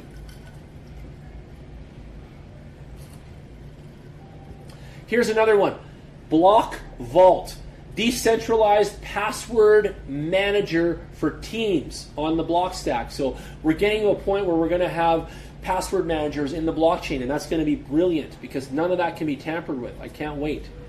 Okay, Coin2Shop. You can buy stuff on eBay, Amazon with cryptocurrency, and you get rewards for that too. So there it is, Coin2Shop. What's another one? Blockfolio. Everyone should have Blockfolio on their phones. Excellent software. Great news in there. Top quality news. You can have all your cryptos listed, all your costs, where you bought them and what exchange. Awesome. CoinSeed Crypto Cashback. Earn crypto while shopping on Amazon. Earn money for replying to emails and completing tasks. We saw that one already. And blah, blah, blah. Video authentication. I don't know. There's more. DLive. Largest live streaming community on the blockchain. DLive for iOS. I didn't even know they had that. The largest live streaming community on the blockchain. I want to get on that. I got that one, yeah. Is it okay? Anybody on there? Fit. Yeah? Yeah, it's kind of sparse. Okay. It's new. Let's see. URLs. Ethereum URL shortener. Write URLs to blockchain forever. Crypto-minded. So weird stuff. Rentberry. Rent payments. You can now pay and collect rent using cryptocurrency. So it has it on there too. Pretty cool. Block Butler, Terminal, Crypto News Rewards, Grow Your Base, first platform to earn and purchase directly from companies.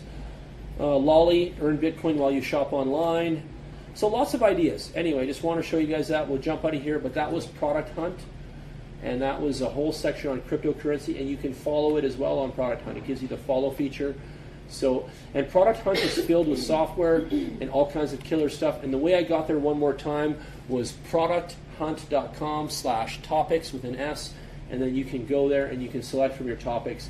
And Corey on our team in Mexico is a nomad. That's his classification. That's someone that sells all their stuff, pares everything down to a couple suitcases or backpacks, and has only life's necessities and then goes on the travel lifestyle and never comes home. And that's called a nomad. And he's currently doing that. And he's living abroad and other places. We're going to Costa Rica. We're going to have homes in Thailand, Costa Rica, Mexico, and a bunch of other places. So you guys will see us develop all that with our Aventura company. But our website is aventura.ca, and it's spelled Aventura.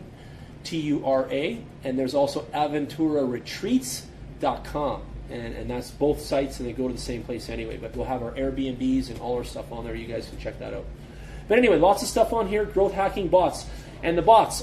What are bots? Well, I'm going to make a bot for our Telegram feed. And if anyone isn't on our Telegram feed and wants to be, let me join you guys up tonight. And anyone at home watching or listening, if you guys want to be on our Telegram, just shout out and we'll set you up on that. Send me a text or an email. But our Telegram feed is filled with knowledge and information and conversations and chats all day long.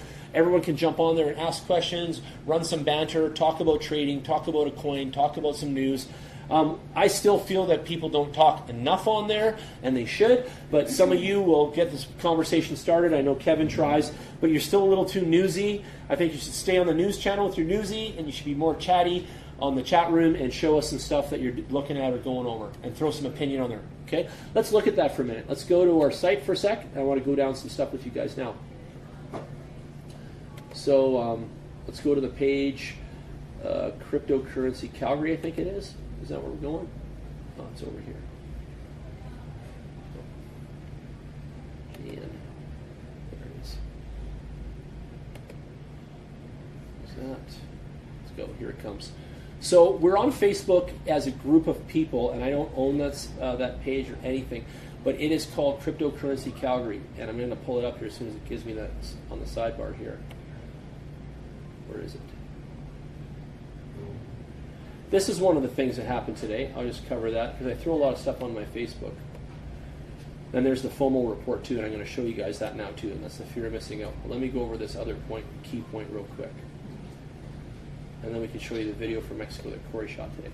Okay, so Bitcoin's 3-day chart is showing a bullish crossover of the 5 and 10-day exponential moving averages for the first time since July.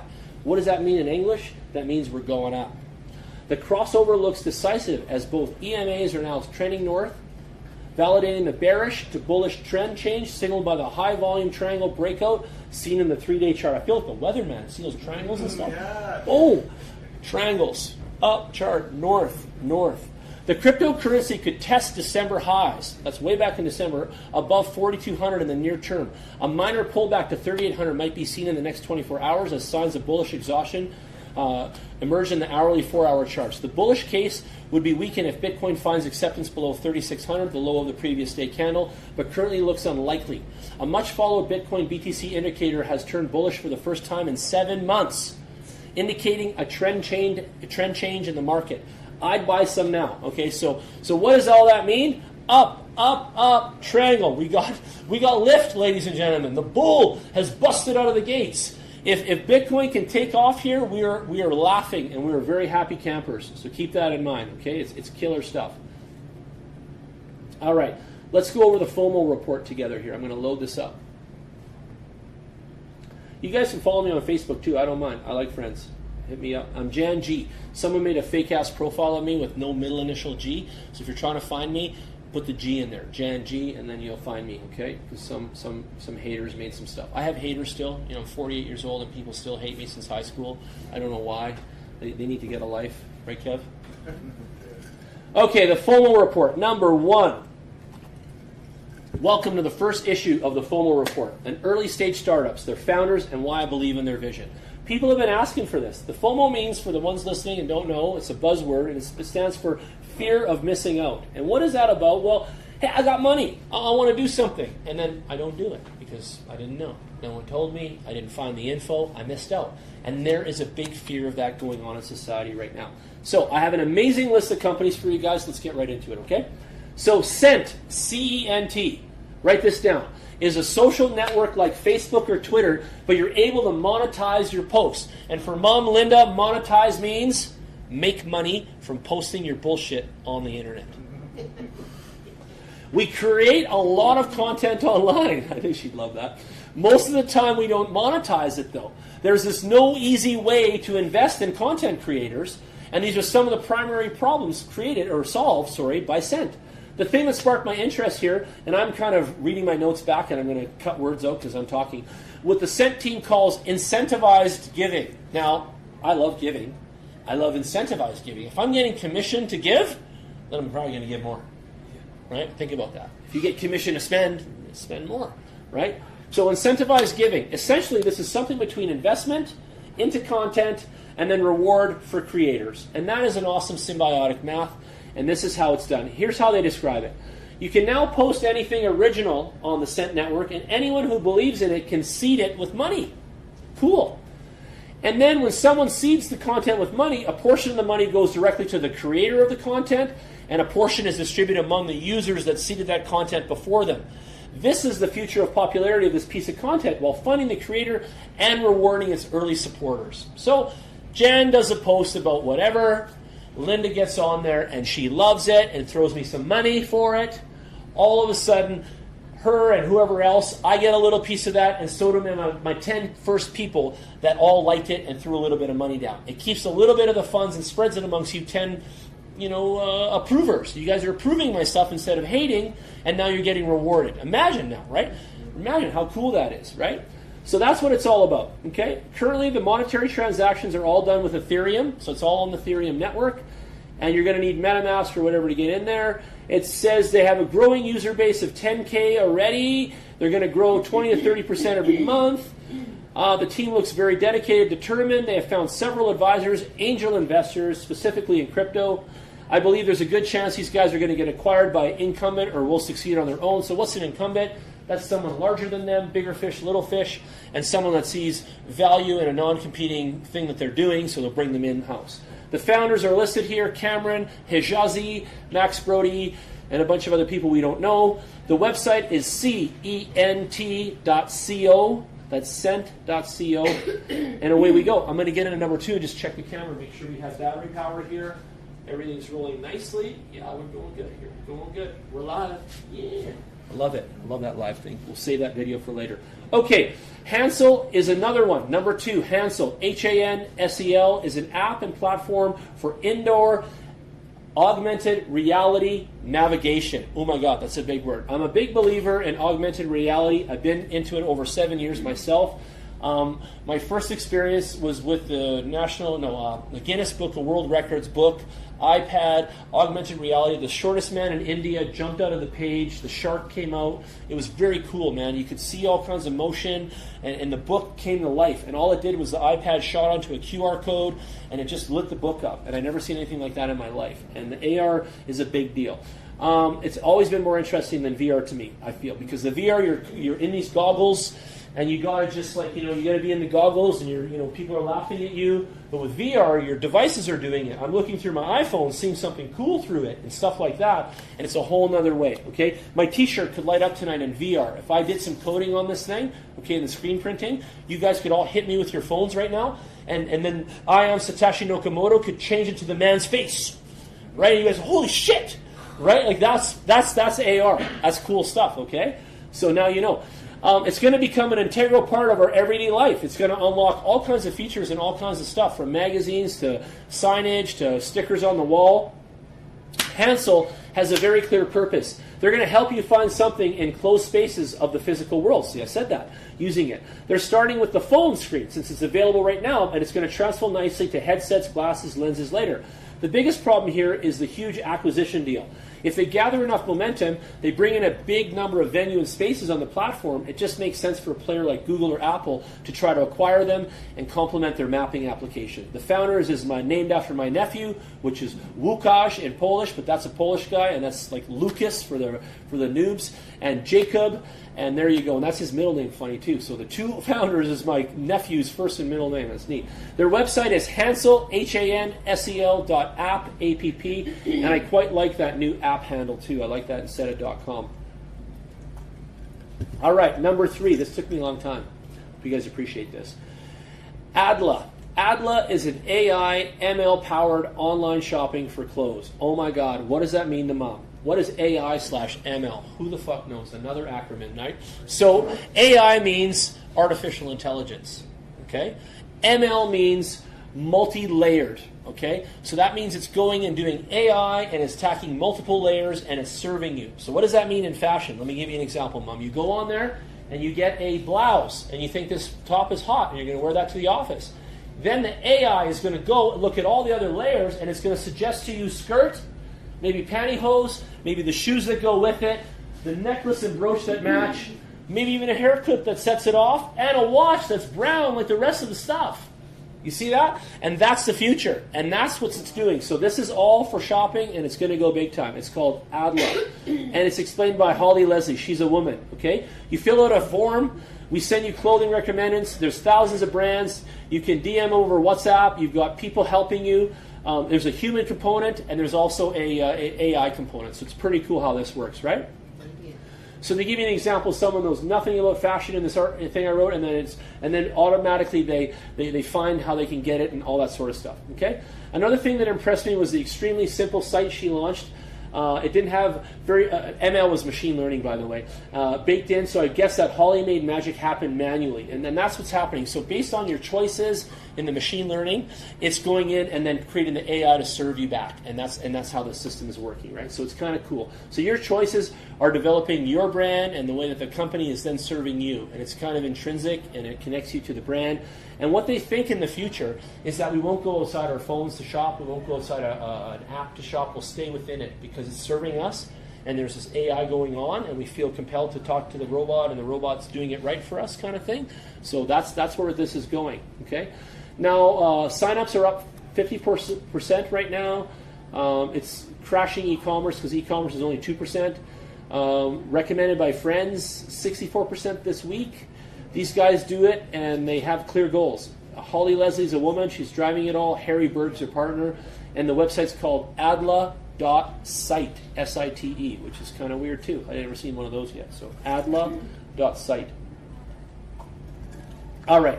Jump into the next one. It's called Clover. And all of these ones are spelled funky. Clover is spelled C-L-O-V-Y-R. And this simplifies the development, deployment, and operation of decentralized blockchain-based apps. Wow. So what does that mean? Well, that means that you could probably go on there, type in your particulars, and it's going to spit out all of the stuff you need to run a blockchain, smart contracts, and a bunch of other stuff. And to me, that's pretty cool. I'm not an expert in Web 3.0 yet, nor crypto, but this is definitely my most FOMO-based pick because building the plumbing, the development, the deployment for blockchain and applications is a really good idea. It can be also a great timing for this. Interest surrounding Web 3.0 and this whole blockchain technology is growing. It's rapidly growing, and if there's a good time to build the first layer of this kind of thing, it would be now. So this is probably the closest analogy I could come up with of what Clover does after going through the site several times, talking to the founders. Helm for Kubernetes meets Heroku, and you guys have never been to either one of those. But this is for decentralized apps, okay? And Clover is still a bit vaguely described by its founders, but probably fair to say they've gone to some terms of presenting what exactly they do.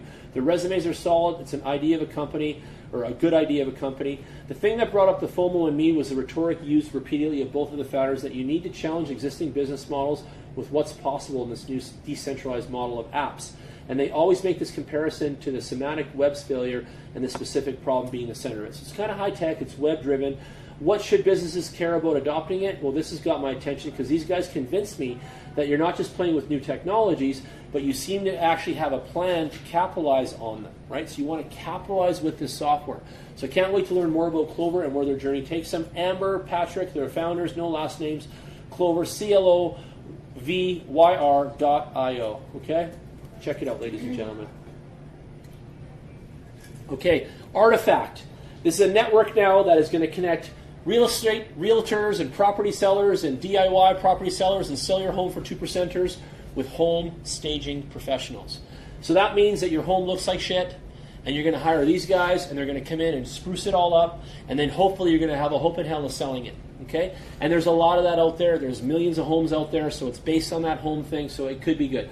The gist of the idea is to be the mediator between the two groups of the realtor and the home seller.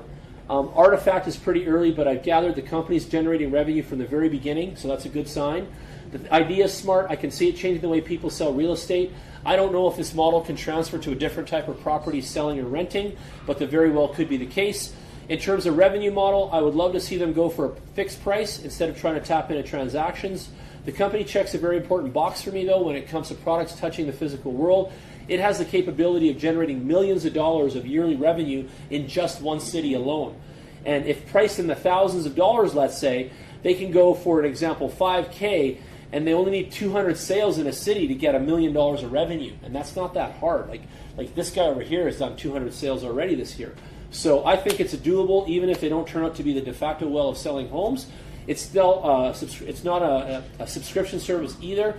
So it's changing, and the owners will get it rebuilt. I think some of it's getting a little more expensive in some of the stuff I looked at, but we'll see how it goes. And I'm sure with the increased demand, they can lower their prices, right? If you have more users buying into something that becomes commoditized, their prices will go down. Another female founder, like I've been going after female founders lately too, because these girls have a lot of tenacity and they're growing. Christina and Ray, 2 females in that one, and it's Artifact Homes, ARTIFACT homes.com. Okay, next one is called Board, BOARD, and it helps you get the benefits of an all-cash offer on your home purchase. This is the profile of a company's founder, Nick Friedman, on LinkedIn. Board is changing the way we purchase property by getting rid of the issues due to the slow traditional lender in between. The value proposition is fairly simple. Board makes all-cash offers to the home sellers on your behalf. They buy the home for you with their own cash. You get a mortgage loan, and you buy the house from Board on the same price. So, this way, buyers get to make their better offers and get to own the property sooner than through the traditional route. And sellers don't need to deal with almost none of the issues stemming from the buyer's mortgage approval. Both parties get through the deal easier and faster. I believe Board makes money from the mortgage that you get when you are purchasing the house from them. I guess they have a list of lenders with an active deal, and they'll be able to lend you money. I tried to contact the company to get more info. I wasn't able to get a hold of them yet, but I like the idea, okay? It's directly related to the growth of the sharing economy and the fact that millennials don't want to own property. I think they can catch a market on the downward spiral and grow very fast, but I definitely need to see and adjust for these trends at some point. According to Nick's status on LinkedIn, Board is part of the YCW19 class at the moment, and founders is Nick Friedman. There's probably 3 others of them, and the company's still a little bit in stealth mode. Their website is board, BOARD.live, and they're out there. So there you go. There's the FOMO report. Where was that Folman report? Let's find that one now too. Let me go to my Gmail. Which website is that? Is that your Facebook page? That is, yeah, and it's also on our Cryptocurrency Calgary, and I can email you that. If you text me later, I can just email you that list. Yep. I started doing the FOMO report now, and I will do it consistently and often. That's number 1. So we'll get to number 2 next and all that. And I'll come in, and I'll try to have them every week or every couple of weeks. I don't want to do the same thing every week, right? But I want to do some cool stuff. So we'll go in there and get it done. We'll get it done, ladies and gentlemen. That's how we do it. Again, I want to thank you guys for coming out and spending time with us tonight. I want to thank you for being at club. I want every Thursday I can always count on you, and you guys can count on me. Trevor texts me, make sure I'm coming, right? So keep that in mind. I want you to know that I really appreciate each and every one of you guys, and I couldn't do this without you. So it's how we do things, right? I'm really happy that you guys come out every Thursday. Where is that? I don't see that in there. Oh, I think it was in my phone actually. Hang on a sec. Where did I send that to? I'm gonna think of who I gave that to on Messenger maybe. No, I put that on the cryptocurrency page. Where is that? Let's go to home. Okay, so Cryptocurrency Calgary is right here, and it's a group you guys can all join. I don't own it, so I don't. I'm not curator of it, but I post to the damn thing every day. And I'm probably the most active guy on Cryptocurrency Calgary. And I have my own chat room inside Telegram that I prefer you guys to be on and talk around. But it's up to you guys. I can put you into any of these. And if you add me as Jan G. Cerato, Cerato, on Facebook, make sure you put the G in there. I'll add you to myself, and I'll add you to these groups, and then we can add you to all this. My friend Daniel B., crypto mentor of mine in Europe, just launched their new supercar powered by crypto investors. What do you think? It's called a Hispano Suiza Magari HS1 GTC. It's actually the Magari HS1 GTC. The Hispano Suiza is the designer, and he had to stuff his name in there. So now we have people with such big egos that they actually have to put their actual name into the name of the fucking car. And we're going to have this long-winded, like a Mexican with 4 middle names kind of thing. And here we go. But it's the Magari HS1, and this thing is more badass than you could imagine. And this guy comes from designing Maybach for Mercedes and a bunch of Porsches and stuff, and it's all in the crypto space right now, and it's talking. And this dimwit over here wrote me, I can't find anything on the internet that backs this up. What does cryptocurrency have to do with this car? Well, I don't know, dude, but you've got to go do your own Googling and your own thing. And obviously they're not going to sit there and tell you guys it was in crypto until they get their press releases out and all that. It's all in, secret mode right now, right? Like, just wait for the press releases, Chief. They're coming. They're on their way. So I read you guys about how Bitcoin's up. I read you the FOMO report. My buddy Ben from BTC Sessions, I'll throw him a shout out tonight. He's always posting on here. They're having some kind of event that he's talking about there. You guys can check that out. Today in Mexico City, the release of cryptocurrency Milcoin came out. It was a new coin backed by stadiums, resorts, casinos, petrol companies, and land across the planet. Come check it out. Crypto investors and traders are welcome. So that happened in Mexico today. And if you guys were there, we could have got you in for that. Corey, find out from Benny if we got any friends that actually visited that, and then we can interview them and see what they say. Ben did a thing on Elon Musk, who thought Bitcoin was brilliant, and so on. So that was pretty cool. Thomas posted this about why NASDAQ's Bitcoin index is a bigger deal than most people realize, and it is a huge deal. It is a monstrous deal. For all you fans out here that are still saving into Bitcoin like me and all that, the more NASDAQ and JP Morgan and all these people do this stuff, we're going to get wealthier. Just let them do it. Let them go crazy. Let them do their thing, and just keep buying Bitcoin, and let's keep going. Don't worry, and we'll get some other things. I threw some of that cool stuff up, like that coin software, the Quadency, so you guys can see that. This is cool. Google keyboard enables the Bitcoin symbol on the iOS now. So you guys have it in there with the money, the euro, and all that. It's in there. So iOS has it. Too bad Android. The Bitcoin price pumps. Benny was showing this. BitPay fail. And Craig Wright is this guy named Craig Wright thinks he's Satoshi Nakamoto. He's fucking telling people this. He's suing people on behalf of it. He's crazy. They kicked him out of some conferences in Korea and China because he was mouthing off, telling everybody that he's Satoshi Nakamoto. Like, this guy is fucking mental, and he's going around the world, and he's still a big fraud, and he won't stop. Like, he's gonna go to jail. I watch it, man. He's a nutcase. He reminds me of a guy we know named Alex, another nutcase, trying to claim fame to some bullshit. Nobody cares about these assholes if you're listening. Get a life out there, buddy. Craig Wright. No, but I should, eh? I'll send Craig Wright one of these t-shirts. Thank you for that. I'm going to do that. All right. Canadian crypto startup CoinSquare acquires Stellar X after layoffs. So CoinSquare is the Coinbase of Canada. They were touting this big baller shit. All of a sudden, they were dead. They laid off so many. I was getting hit on LinkedIn by 40 of their staff members a day. Hey, Jen, let's talk shop, blah, blah, blah. All they want to do is sell me crypto, and I already got some. I already saw it myself. I don't need their help. I'm a trader, right? I'm a currency guy. But their sales guys were hitting me hard because I have blockchain on my LinkedIn and in my name and my embedded in there and all that stuff. So it was crazy, right? Oh, there's a Bitcoin Calgary one too. I didn't even join that one. I'm joining that one right now. Yes. I'm joining Bitcoin Calgary right now. I didn't even know that. They said spammy bullshit or general shadiness. Okay, good. Cool. Anyway, keep going down. This is the one I like anyway. I like cryptocurrency because no one bugs you here. So Asia is having a token fund. It's the Blockchain Innovation Technology, and these guys are doing Philippines, Vietnam, Singapore, and Thailand. And on LinkedIn in March, this lovely office is doing STOs and ICOs. And Linda, an STO is not what you think it was from high school. That was STD. This is secure token offering, okay, girl? And ICO is initial coin offering. And you might have heard of IPO, which was initial public offering, okay? Different words, kind of means the same shit. STO, ICO. STO is a secure token. That's what the Securities Commission wants to see from you. That's what the FTC wants to see your company doing.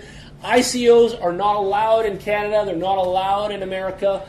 They are allowed in Mexico. They are not allowed in other countries and other areas. STOs are allowed in Canada and USA. And that's because the Security and the Trade Commission needs to have a handle on everything that goes down, even in the crypto space. Never mind. They take jurisdiction over you. And that's what I learned here. So it doesn't matter what we do, they take jurisdiction over you because you live in their country, and you know how that works, right? None of us are truly free, right? We're all part of the government and whatever. So Asia, Token Fund, Blockchain Innovation, these guys invited me down to speak because I own the Crypto Conventions Canada, and I spoke at that, and I have all these speakers now, and we do all these conventions. We had 2 already. So these guys asked me nicely to come down and talk to them from a Canadian perspective. And I could not go because it is in my child's birthday, so I cannot go, unfortunately. But had it been in April or whatever, Kevin knows I like to go on vacation every month, I would have done this one. No big deal. I go out every month on something, so if I'm not in Mexico, I'll go there or do whatever. So you guys can check it out and see what happens. The website's there, and I post stuff like this, okay? Then there was DevCon on the weekend. So in Seattle, Neo, the coin from China, had a development convention. That's what DevCon stands for, development convention.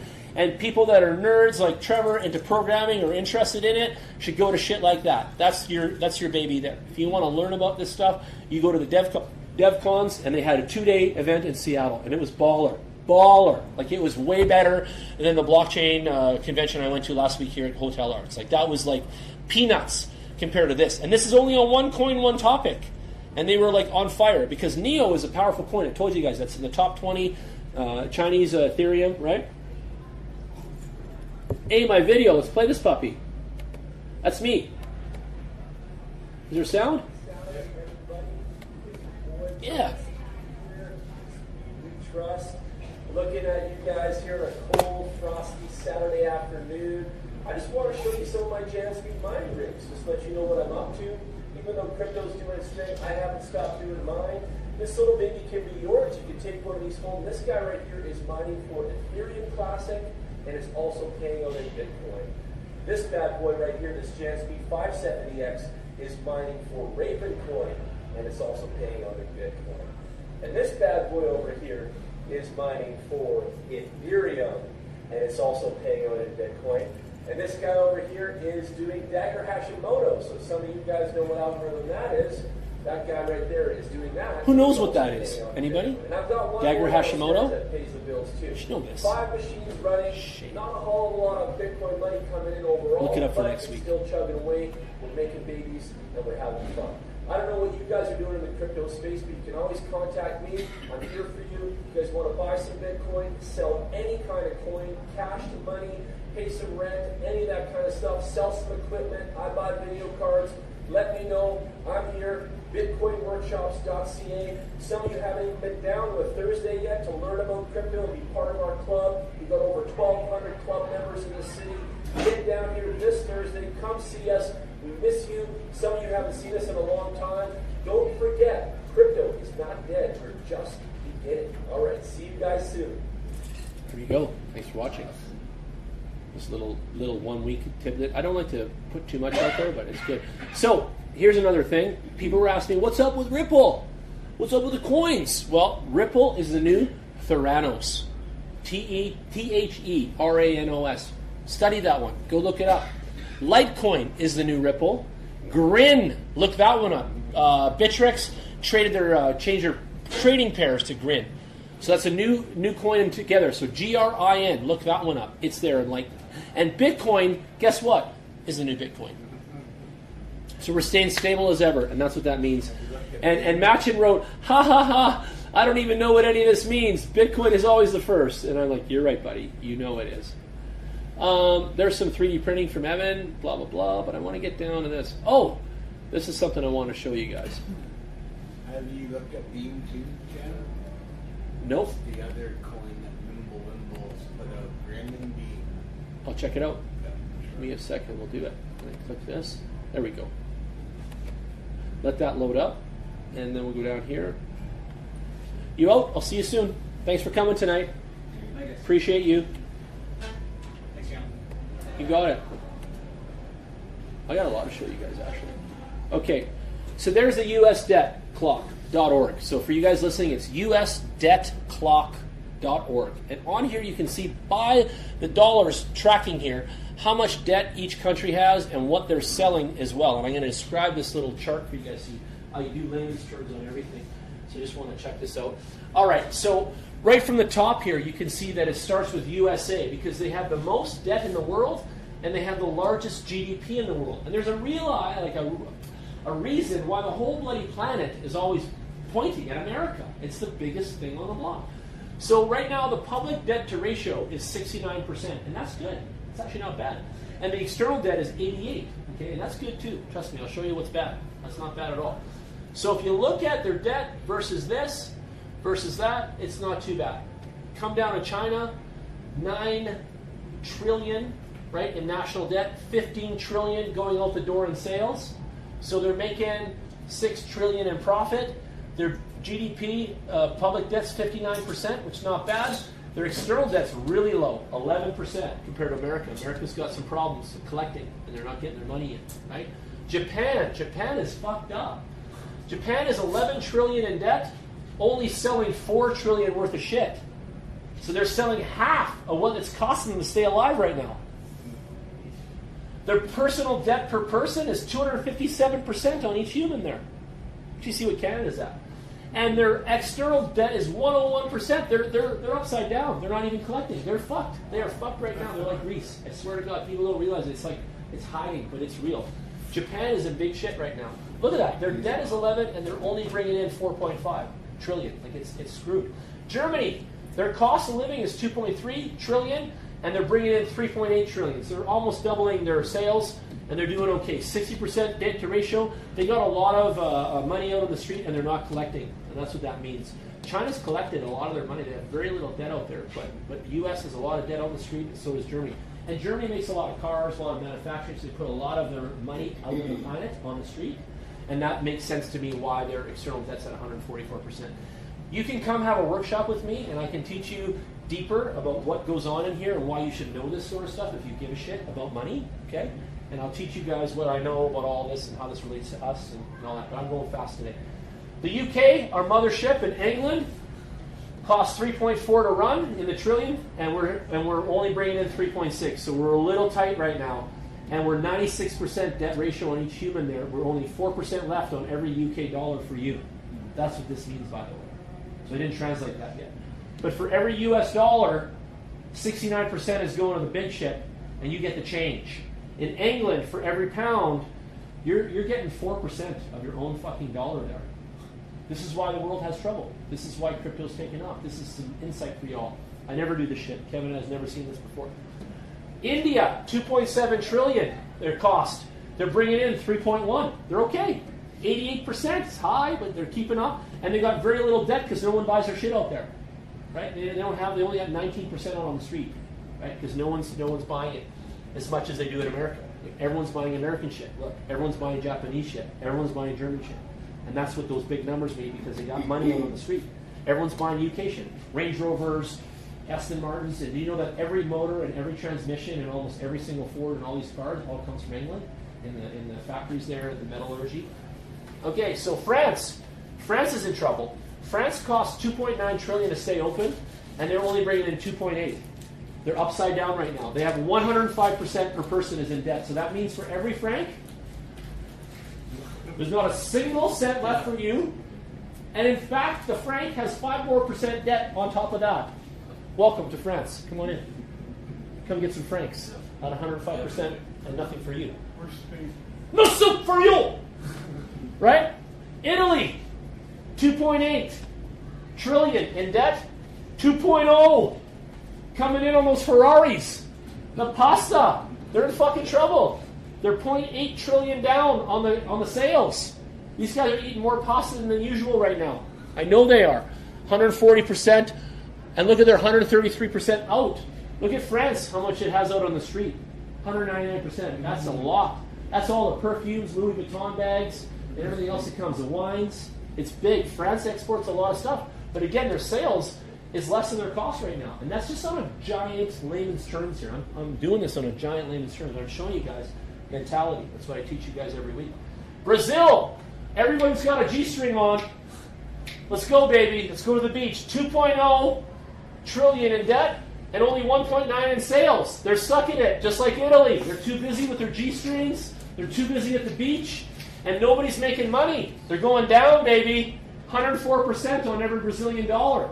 None left for you. Canada. 1.7 in cost, trillion. 1.8 in sales. We're just, you know the hair of the dog? We're in there. Look at us, 95% on the dollar, ladies and gentlemen. 4% for you. It's actually 95.627. We'll round it. 5% for you. 95% for Trudeau and everybody else. Thank you very much. Roads, healthcare, blah, blah, blah. We don't have that much money on the street, but we got 93% out there right now, and that's a little bit. Like a lot of our gas, coal. Do you know the number one export of Canada is wheat? So India uses our wheat.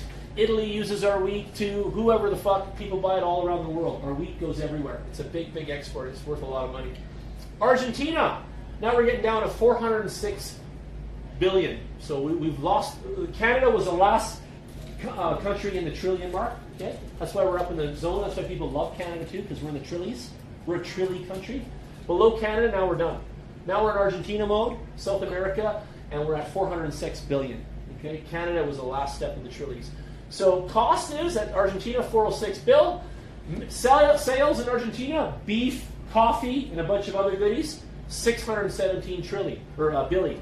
They're doing good, 65%. So they got 35% on every peso dollar. I think Argentina does dollars, and their external debt's not that high. So not a lot of people owe them that much money. So they're doing pretty good. Australia, a lot like Canada, 647 billion in costs to run it. They're bringing in 1.4 trillion. They're doing really good. Australia's making sales, baby. I swear to God, those guys are doing really good. When you see numbers like that, I'm a sales manager, marketing guy, and this is, let's say this is my team, and I'm looking at Australia, my teammate, my guy on my team going like this, I'm saying, I like this guy. My cost on him is 647 billion, but he's bringing me in 1.4 trillion. I'll pay that guy all day. I like that guy. 44%. So that means I still got 56% of every Australian dollar. Hell of a lot better than Canada. The Aussies got 56% of their dollar in their jeans still. We got 5. Who's running our country? We should be asking questions like this, for fuck's sakes. Belgium. They're in shit. 603 billion cost. 531 billion coming in. They're upside down. They're 113 per person. There's no money left for a Belgian dollar. It's a piece of shit. 113% in debt. You don't even have a buck on that. There's zero. And they got 267 out on the street. That's a humongous amount. It's one of the highest amounts of non-collecting of their money out in the world. They are having a shitty time getting their money back on their exports or whatever they're doing. They're doing it bad. That number should not be that high. Look at Greece. Holy fuck.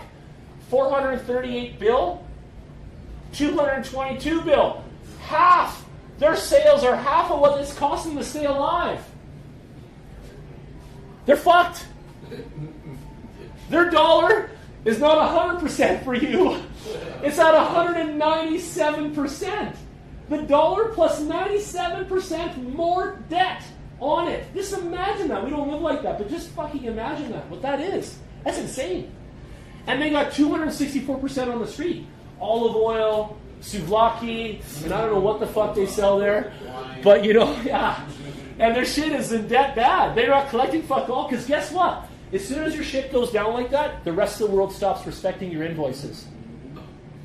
You start shipping your olive oil to Madagascar and wherever else you're getting your bread, and those countries start saying, fuck you, Greece, you're getting less because you're already fucked and we don't want to pay you. And what are you going to do about it? So it's hard on them. I want you to know it's hard on them. It's hard on everyone. Have you ever been broke? And some of us have. I sure have. I come from nothing, and I've been broke many times. I know how hard that feels. I know how hard it is to have half the money you need this month. It sucks. It's like a kick in the nuts. And I feel bad for them. And I wish the world would start treating them with some more respect and pay their bills and get them out of their hole, because there's a lot of their money on the street that could come back in. And if you watch some documentaries, people in Greece are on drugs. They're dying, they're starving, and I truly do feel bad for that. That is not a good way to go, because it is such a beautiful place and they're very good people, right? So it really sucks. Indonesia, they're doing something incredibly right around there. I don't know what it is, but their cost is 379 bill, and they're bringing in 1.1 trill. So Indonesia makes stuff, a lot of electronics, medicine, a lot of supplements, a lot of vitamins are made in Indonesia. Look at their dollar. people are only getting 34% off of that, and they're getting the rest. 33% on the streets, very good numbers. Ireland, 181 billion, 280 billion coming in. So they're doing good. They're making 100 billion profit every on the money right now. So they're looking good. Their debt ratio is kind of high, but nowhere near Canada. Their external debt's insane. They have 972 out on the street, which I don't know how that is, but that's really wild.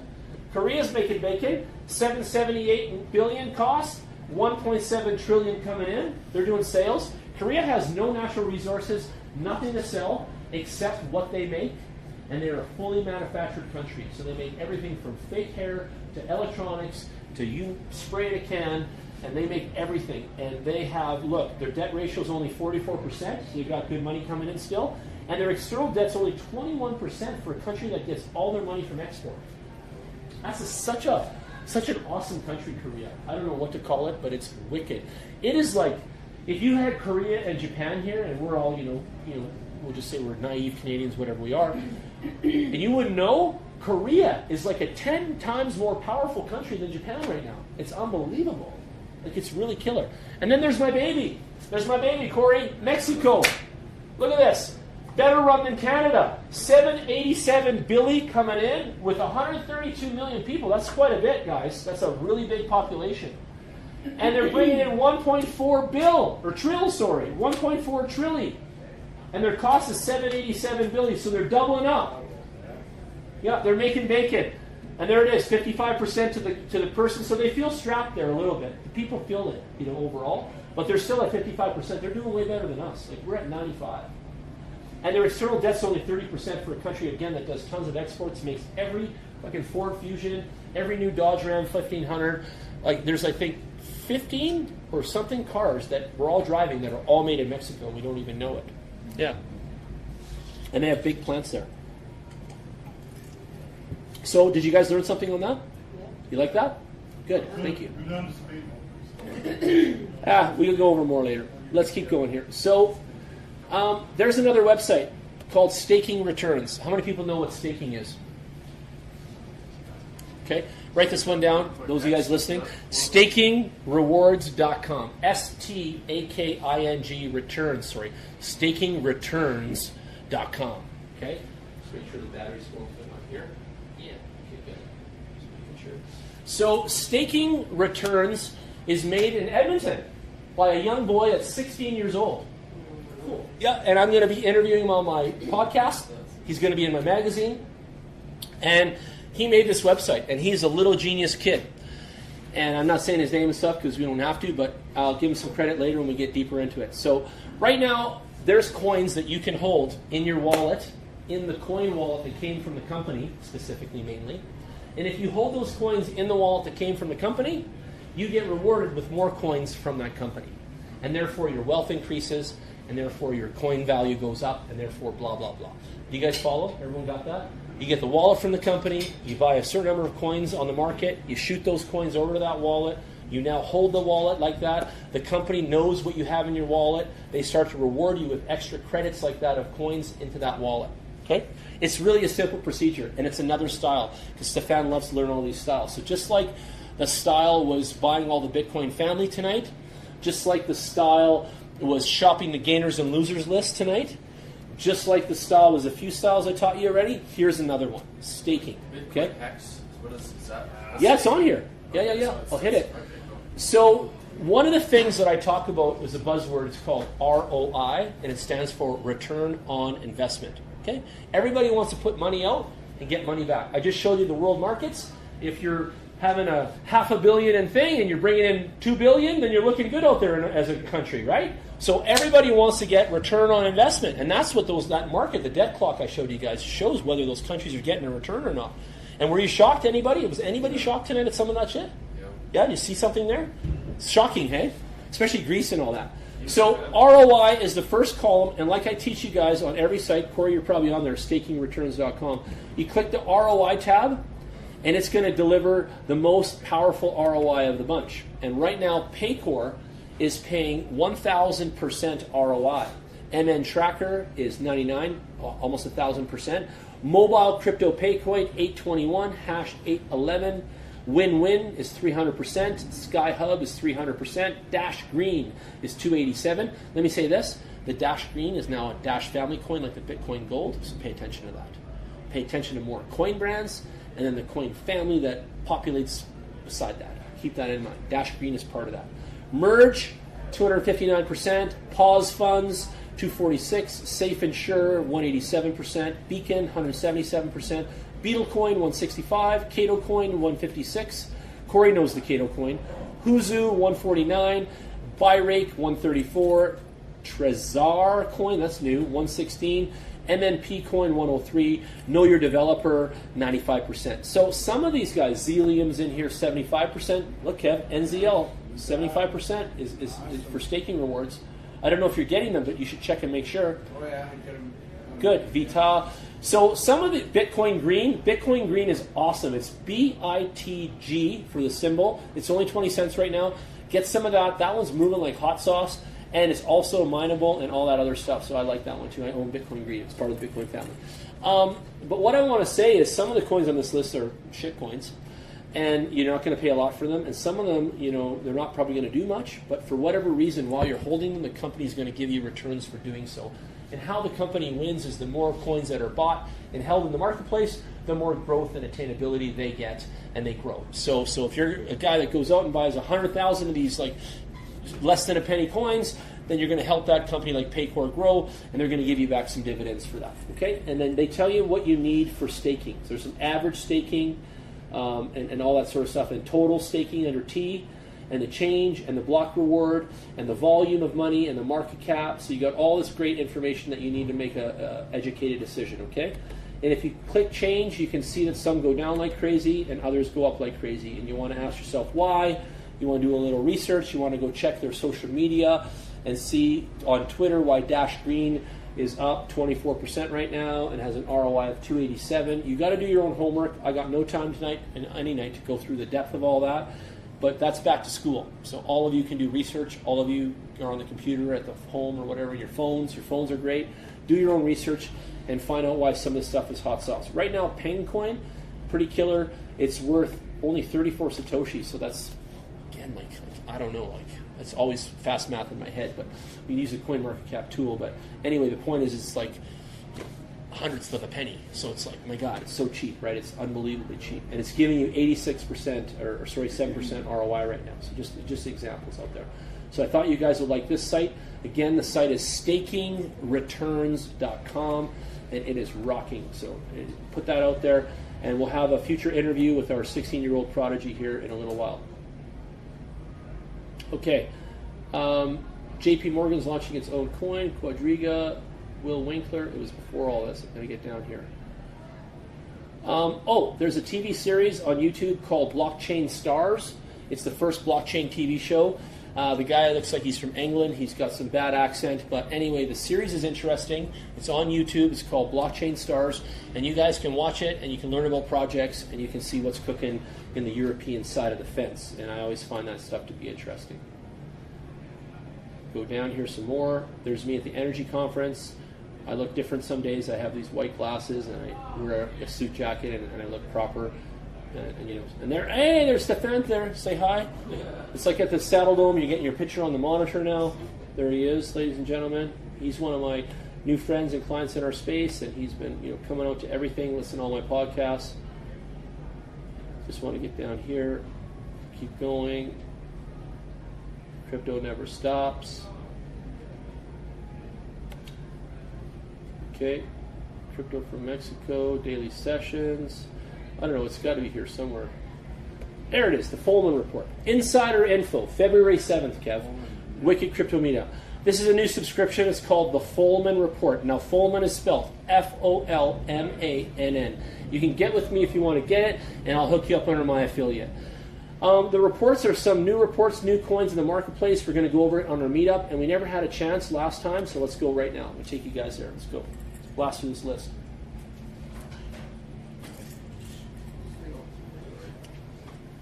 What time is it? 10.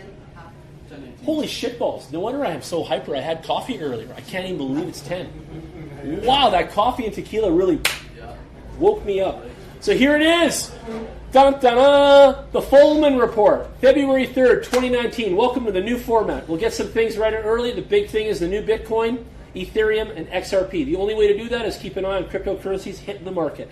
This is an extremely time-consuming endeavor, and that's the reason why many subscribers have asked me to provide an overview of new cryptocurrencies. Moving forward, I will publish a bi-weekly overview, which you guys will all get now because you're hanging out with me every Thursday. And many but not all new cryptocurrencies hitting the market. I will not do in-depth reviews of them all. It's impossible. But I will place them all in one of three simple categories. 1, not worth it. 2, maybe later. 3, promising. Whatever that means, right? Promising. So the one deemed promising will stay on my radar and may be featured in more detail later. I'll provide links and coverage on YouTube, blogs, sites, etc. In other words, will be extremely convenient for you to explore further. Finally, I will continue to move all currencies mentioned into the report called In It for the Money on YouTube. So you guys can look that up too. In It for the Money on YouTube.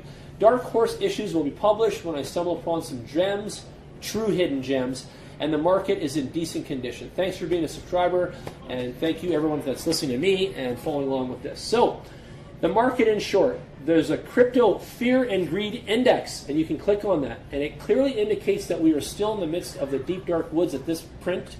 Last month's fear has now turned into extreme fear. So when he wrote this was early in the month of February. It was February 3rd, and we got to say that we're on February 21st, so we're already talking a little bit old information. I'm pulling up the website. It's called alternative.me/crypto. And it has all kinds of stuff on here, and this is the crypto fear and index greed chart. Right now, we're at 61, and we're in good. We're in good hands. It says 61. Last month we were in fear mode big time, and now we're at 61%, which means that people are buying Bitcoin, and they are. My phone's been blinging out, and everything's been going crazy. So right now we're in the good zone of 61%, and you guys can touch back to this on the regular. And the next update happens every 24 hours on this thing, okay? And the value of extreme means 0 means extreme fear, while the value of 100 means extreme greed, right? Greed, fear. And right now at 61 out of 100, we're on the greed side of the fence. You see it in the green there. And this is just the start of when this shit takes off. Kevin's looking at this going, yeah, motherfucker, this is the best chart I've seen in a while, right? And I know you are. And I am too. At 61, this is when the shit gets good. Right, we're 6 out of 10. That's that last 40 chunk, and we're gonna bring it home this Christmas. I just know we are. So anyway, everybody out there, talk to me and my boys. Buy some Bitcoin. Let's go. Let's get that Bitcoin in your wallet. Don't you be fearful. Right now we're 61% on the solid zone. So you can take calculated values. You like that stuff, and you can go over all this stuff. Blah blah blah. And you can also see when investors are getting too greedy. And that means the market is due for a correction. There you go. And then you can also see that there's a buying opportunity, right? And that's what you guys all want, because you guys are with me on that one, right? So data sources, they're getting it from 5 sources. The volatility is 25%. Some of you nerds want to get all into this stuff. And they take some social media into account. They take market volume into account. They take surveys into account. They take dominance into account. They take trends into account. So there's a lot of shit that they take into account. And that's how they get to this index. So pretty cool, eh? You like that? I knew you would. Okay, let's keep going. Let's go back here for a minute to my Follman report. Now, if anybody is listening and here tonight and you want the Follman report, I'll send it to you. Just ask me. Okay, I'm here. According to Solume.io, okay, this is SOLUME.io. SOLUME.io. The change in social media coverage volume and general sentiment is unchanged over the last 5 days. And this is, again, an old post, but you'll see on Solume how much it's changed. Okay, let's just hit it anyway, because we'll probably see a great force right now in the space. So let's have a look together. Okay?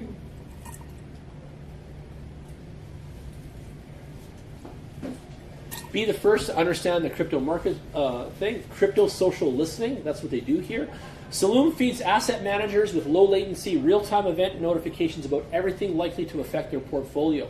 So if you're holding Ripple or you're holding whatever and you sign up on this, you will be informed about your Ripple, what's going on at the company, what's happening around the world, and you're going to get information about that. So it makes it easy for you not to have to go dig around to get some info. You can go here, and this is augmented research for you. So this just feeds you what you're invested in and gives you the knowledge around that. How cool is that? How cool is that? Like, that is really cool. Again, that is Solum.io. And I want to say this, there's nobody in all of Canada, in all of America, and all of Mexico that does what I do every Thursday night and brings this value and this kind of content to the crypto marketplace. Not one person in all of the Americas besides myself, ladies and gentlemen. Keep that in mind. And while you're listening to my podcast and all that, you are learning something, and I hope you appreciate this. And don't forget to hit my website, bitcoinworkshops.ca, and shoot me a little Bitcoin or Ethereum donation for all my time, because I am giving it for free, and I am donating every week. Now let's turn to the technical analysis for all the indicators. We have a negative Bitcoin trend.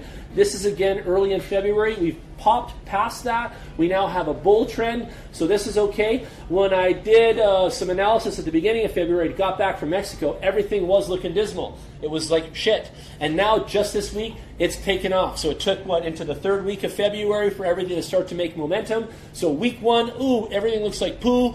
Week 3, woo, everything's taken off. Yahoo, right? You get that. So that's what's going on right now. So here we go. CHX is an example of this, and this is old notes, but it gained 600%, okay, since July 2018, and that's really good value. The total market lost 50% of its value in that same period, and Bitcoin is trading downward. So for a coin like CHX to make money, that's amazing, okay? In other words, there are still winners out there, and I'm investing with extreme caution given the outlook offered by some of the analysis. And this is this guy's opinion of Fullman, and I am doing the same. So Jan is doing the same thing. I am looking for winners out there. I'm investing with extreme caution, and the bleak outlook has given me more insight into my technical analysis. That's why I've been coming up with the FOMO and all this other stuff, because I am looking with a much fine-tooth comb now. The comb was really wide bristle before, and now I'm combing with a really fine one because I don't want shit. I don't want junk. I got no time, right? I got no time. So I'm going right for the meat now.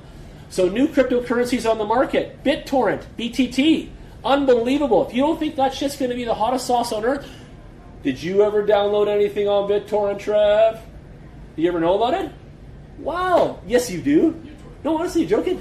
BitTorrent is the largest person-to-person sharing network. You can get video games, movies, software, documents. BitTorrent is the king of Pirate Bay and the behind-the-scenes way for all that data and music and software to transport around the internet amongst friends. It is the largest thing on earth. I bought some of those for 20 Satoshi. Yes, 20 Satoshi. Kev is not stupid. He is on the money. 60 billion circulating, total supply 990 billion. Readers, watchers, get on the BTT. Take it from me. Uncle Jan is not going to steer you wrong. Last year, Tron bought the file sharing platform BitTorrent with the crypto capital they had raised. Now BTT is launching, and they are going to go crazy. BitTorrent users are seeding files, and this is another way you're going to get paid in crypto to hold files, share on the internet, and give out all movies and stuff like that, like they've been doing for years. BitTorrent is like the backbone of what a Napster was for the peeps that understand what that is.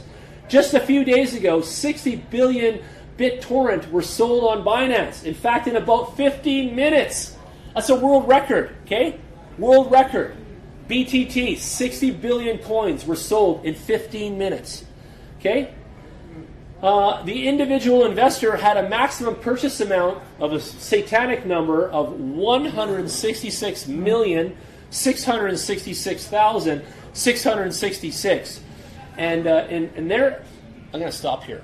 I'm Catholic. I go to church on holidays. No preaching, no Bible thumping. But there is a video online where this Chinese guy from Boston takes the number of the beast and Bitcoin and does this crazy church-driven comparison. Watch it. It's amazing. And he clarifies that Bitcoin is not evil. And Bitcoin was not sent by the devil. He clarifies that in this video. I had to watch it. I was just like, holy fuck, this is trippy, right? And I just want to throw that out there. Look him up. Another Thursday, I'll bring him and we'll watch his video for fun. He goes on the whiteboard and breaks it down, man. It's amazing what he gets from the devil and the value. And I don't even know how the hell they did it. They say the Monster Energy drink can has that like 3 stripes down or whatever, and those are 666 on that Monster Energy logo. And it goes back to Hebrew or some shit like this. You should hear it all. Crazy shit. Anyway, and I see all that 666, so that's going on a tangent. So the value proposition of this one is obvious. It's a real-life network. It's in business for years. It has 30 million daily subscribers. It has 1 billion users total. And many of them are going to start using the BTT token like now. Like now. Welcome to the tips of the century, brother. You know me, Paul. I like the airdrop. So here's the issue, though. In a series of airdrops, which Kevin's all over, and Kevin will teach everybody about airdrops. Ask Kevin. He's in charge of it. I've taught him everything. He knows more than me now. Airdrops over the next 6 years, Tron holders are going to give 10% of all those coins, and the airdrops are going to give them out for free. You're going to get your wallet, get in line, give your code, and catch that free money. And they're going to give out 10% of all that BTT to the marketplace, which comes to a sum of, I think, 125 million, or what are they saying here? Maybe. Anyway, Tron is led by Justin Sun. He made the acquisition. He's a smart guy. Look him up too. They paid 125 million or something for this place. They feel that it's going to reach 500 million at some point close future, and that wouldn't surprise me if it was several $billion, to be honest, and it doesn't surprise me either. So in this report, I give you the media coverage, I give you the website, the white paper, the token allocation, the analysis, the deep analysis. I'll give you links to the airdrops.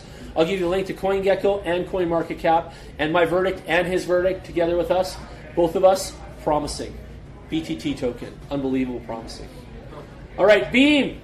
Beam's another big boy on the meats. BEAM, current price $1.55. Again, that's wrong for today. We're February 21st, but again, look at the coin. Circulating supply based on the so-called Mimble-Wimble protocol. I don't know what that is yet. Beam is a... It's which? The same thing that Grin uses? Yeah. Okay, so Grin, I know about Grin. So Grin is using the Mimble-Wimble protocol. Beam is a scalable, fungible, and private cryptocurrency, which I love private. Like private. We need way more privacy. I don't like how our lives are going with less privacy. We need more. Okay, no pre-mine on this one. No ICO.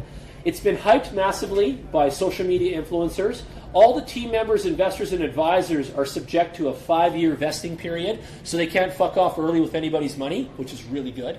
We've seen that already, Kevin and I. Is that a form of an STO? What? Is that an STO? No ICO at all in this one. But this is style now. Now, there's a style that they're adopting to keep people skin in the game, attached to the business.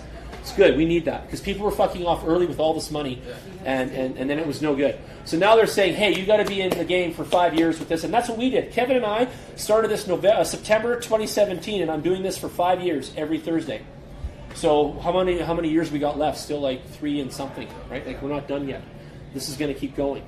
So you got to give important things a 5-year plan, like you do, right? You got to give your savings that. You got to give things a 5-year plan. If you think you're just going to whip shit up overnight, good luck. Show me that. Show me the real on that. It doesn't exist, right? Anyway, some have claimed the Mimble-Wimble protocol is superior to Bitcoin. Thus, they seem that Beam could be really big. After having watched several interviews with the Beam CEO, Alexander Z, I feel safe saying that this is an amateur project. However, given the truly massive coverage in the crypto space, Beam could have a future. Right now, however, it seems to be a clear downtrend, probably facing a correction after all the hype. Verdict, maybe later. Okay? Keep an eye on that one. Grin's up next. Grin right up. What did I say was the new Grin?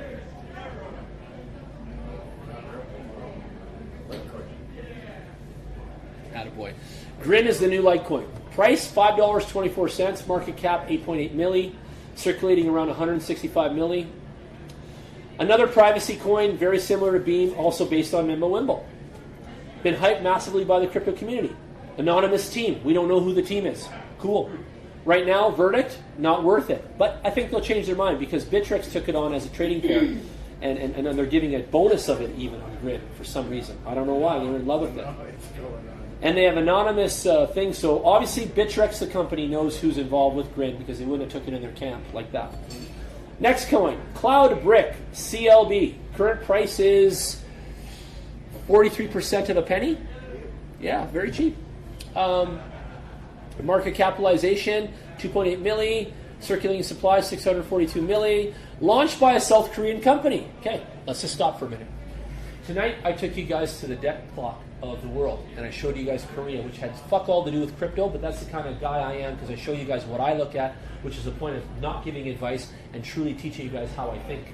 So when I show you the debt clock in Korea, and I showed you how well that country was doing, and I show you some other numbers unrelative to what I'm showing you now, do the math and realize that South Korean companies are probably a good quality organization. Keep that in mind. Probably. Who has existed in the data security company for a while? Penta. The Cloudbrick's a serious project backed by a legitimate company. Token value is going to appreciate over time. Price growth will likely be driven by client adoption, not investors, which is really good. There's a website, there's an interview with the COO, Joey Song, and the verdict right now is maybe later. So have a look at that, okay? And I'll give you guys a ticker again. And it was CLB, Cloudbrick, and it's spelled with a C at the end of Cloudbrick. Okay, Exosys, code EXO is a ticker, 74 cents right now. It's 5 services in one. It's a decentralized exchange, a decentralized e-commerce site. It's an OTC platform, which means over-the-counter sales. It's a virtual masternode site and a multi-platform e-wallet. Only masternodes are operational at this time. So lots of hype, lots of promises. Right there, those 5 services almost all happen with me at Bitcoin Workshops. So you can participate in all that stuff. I can help you with masternodes, e-wallets, OTC, e-commerce website, and I can point you in the right direction of tokenizing you and putting you on the blockchain in a decentralized way. So you have all that right there, that love. 5 services with Jen, your boy right here. You don't have to look farther than that. Just let you know the love. Masternodes, Kevin set them up with me. He's a testimonial. We run them. They're going to suffer a heavy inflation. Right now you can get a masternode with 10,000 EXO. What's a masternode? A masternode is like a valve. The boys have tried some of them. Some of them are successful, some are not. A masternode is a kind of a business where you have to jump in and jump out and be there at the right time. It's getting better. Some people have lost interest and don't look at it anymore. Come back to it, Trevor. Come back to it, Kevin. Look at it again. You guys have machines to run them. Have a look. Don't give up. It's still in beta. You know it's early. Give shit another chance. Give it a lot of other chances, please. Okay? Don't just fucking write stuff off and think it's shit either just because you lost a couple bucks. You learned a lesson, but just give the other stuff another chance and look for the money. Okay? That's all I can tell you. Clearly been subject to a recent pump. Blah, blah, blah. The verdict on this one particularly is not worth it because there's a small Indian and South African team, and there's not a lot of confidence in those regions right now. So there you go, right? Not worth it. But there's confidence in Korea. TOS, it's TOSC. It's worth a penny, 13 milli, 109 billion out there circulating. Allegedly a commercial payment system utilizing digital currency and the first such system in the history of the world. Well, come on. I don't think so here. A lot of issues, multiple typos on the landing page, external team links lead back to landing page, making it impossible to verify the team identities, so that's ghetto. There's 2 coins, a TOSC, which is traded on the market, and another coin, which is used for actual commercial ecosystem, so they're dual coining it, like the Maker coin that I showed you guys today. Has seen modest gains over the last month. It's unclear what's the value of it or the functionality. The team even writes about the problem that many cryptos have, but no value. There's other inconsistencies. This investment must be considered way too risky. Could be a scam, or could simply be that the Korean company behind TOS, Korean now, if it exists, doesn't care about the Western market. And that's possible too, because they're not out to give all this info. I'll tell you that. In a lot of these countries in Korea and everywhere, they're afraid. They're afraid of being like lynch mobbed and singled out and, negative news, and the CEO gets taken and his name gets run down the toilet. And, that already happens with me in Calgary, and I'm a nobody. Now imagine some of these guys that are somebodies, and they run these big corporations, and they're getting toileted like me. Like I don't deserve it, neither do they, but, this happens because people are evil. So there you go. There's the Folman report. What'd you guys think? Cool? Yeah, you like that? Good. I'm going to wrap up. It's 10:30. Should we go home? I think so, too. Let's do that. Thanks so much for coming. Thanks, everybody. I'm going to shut this down. Thanks so much.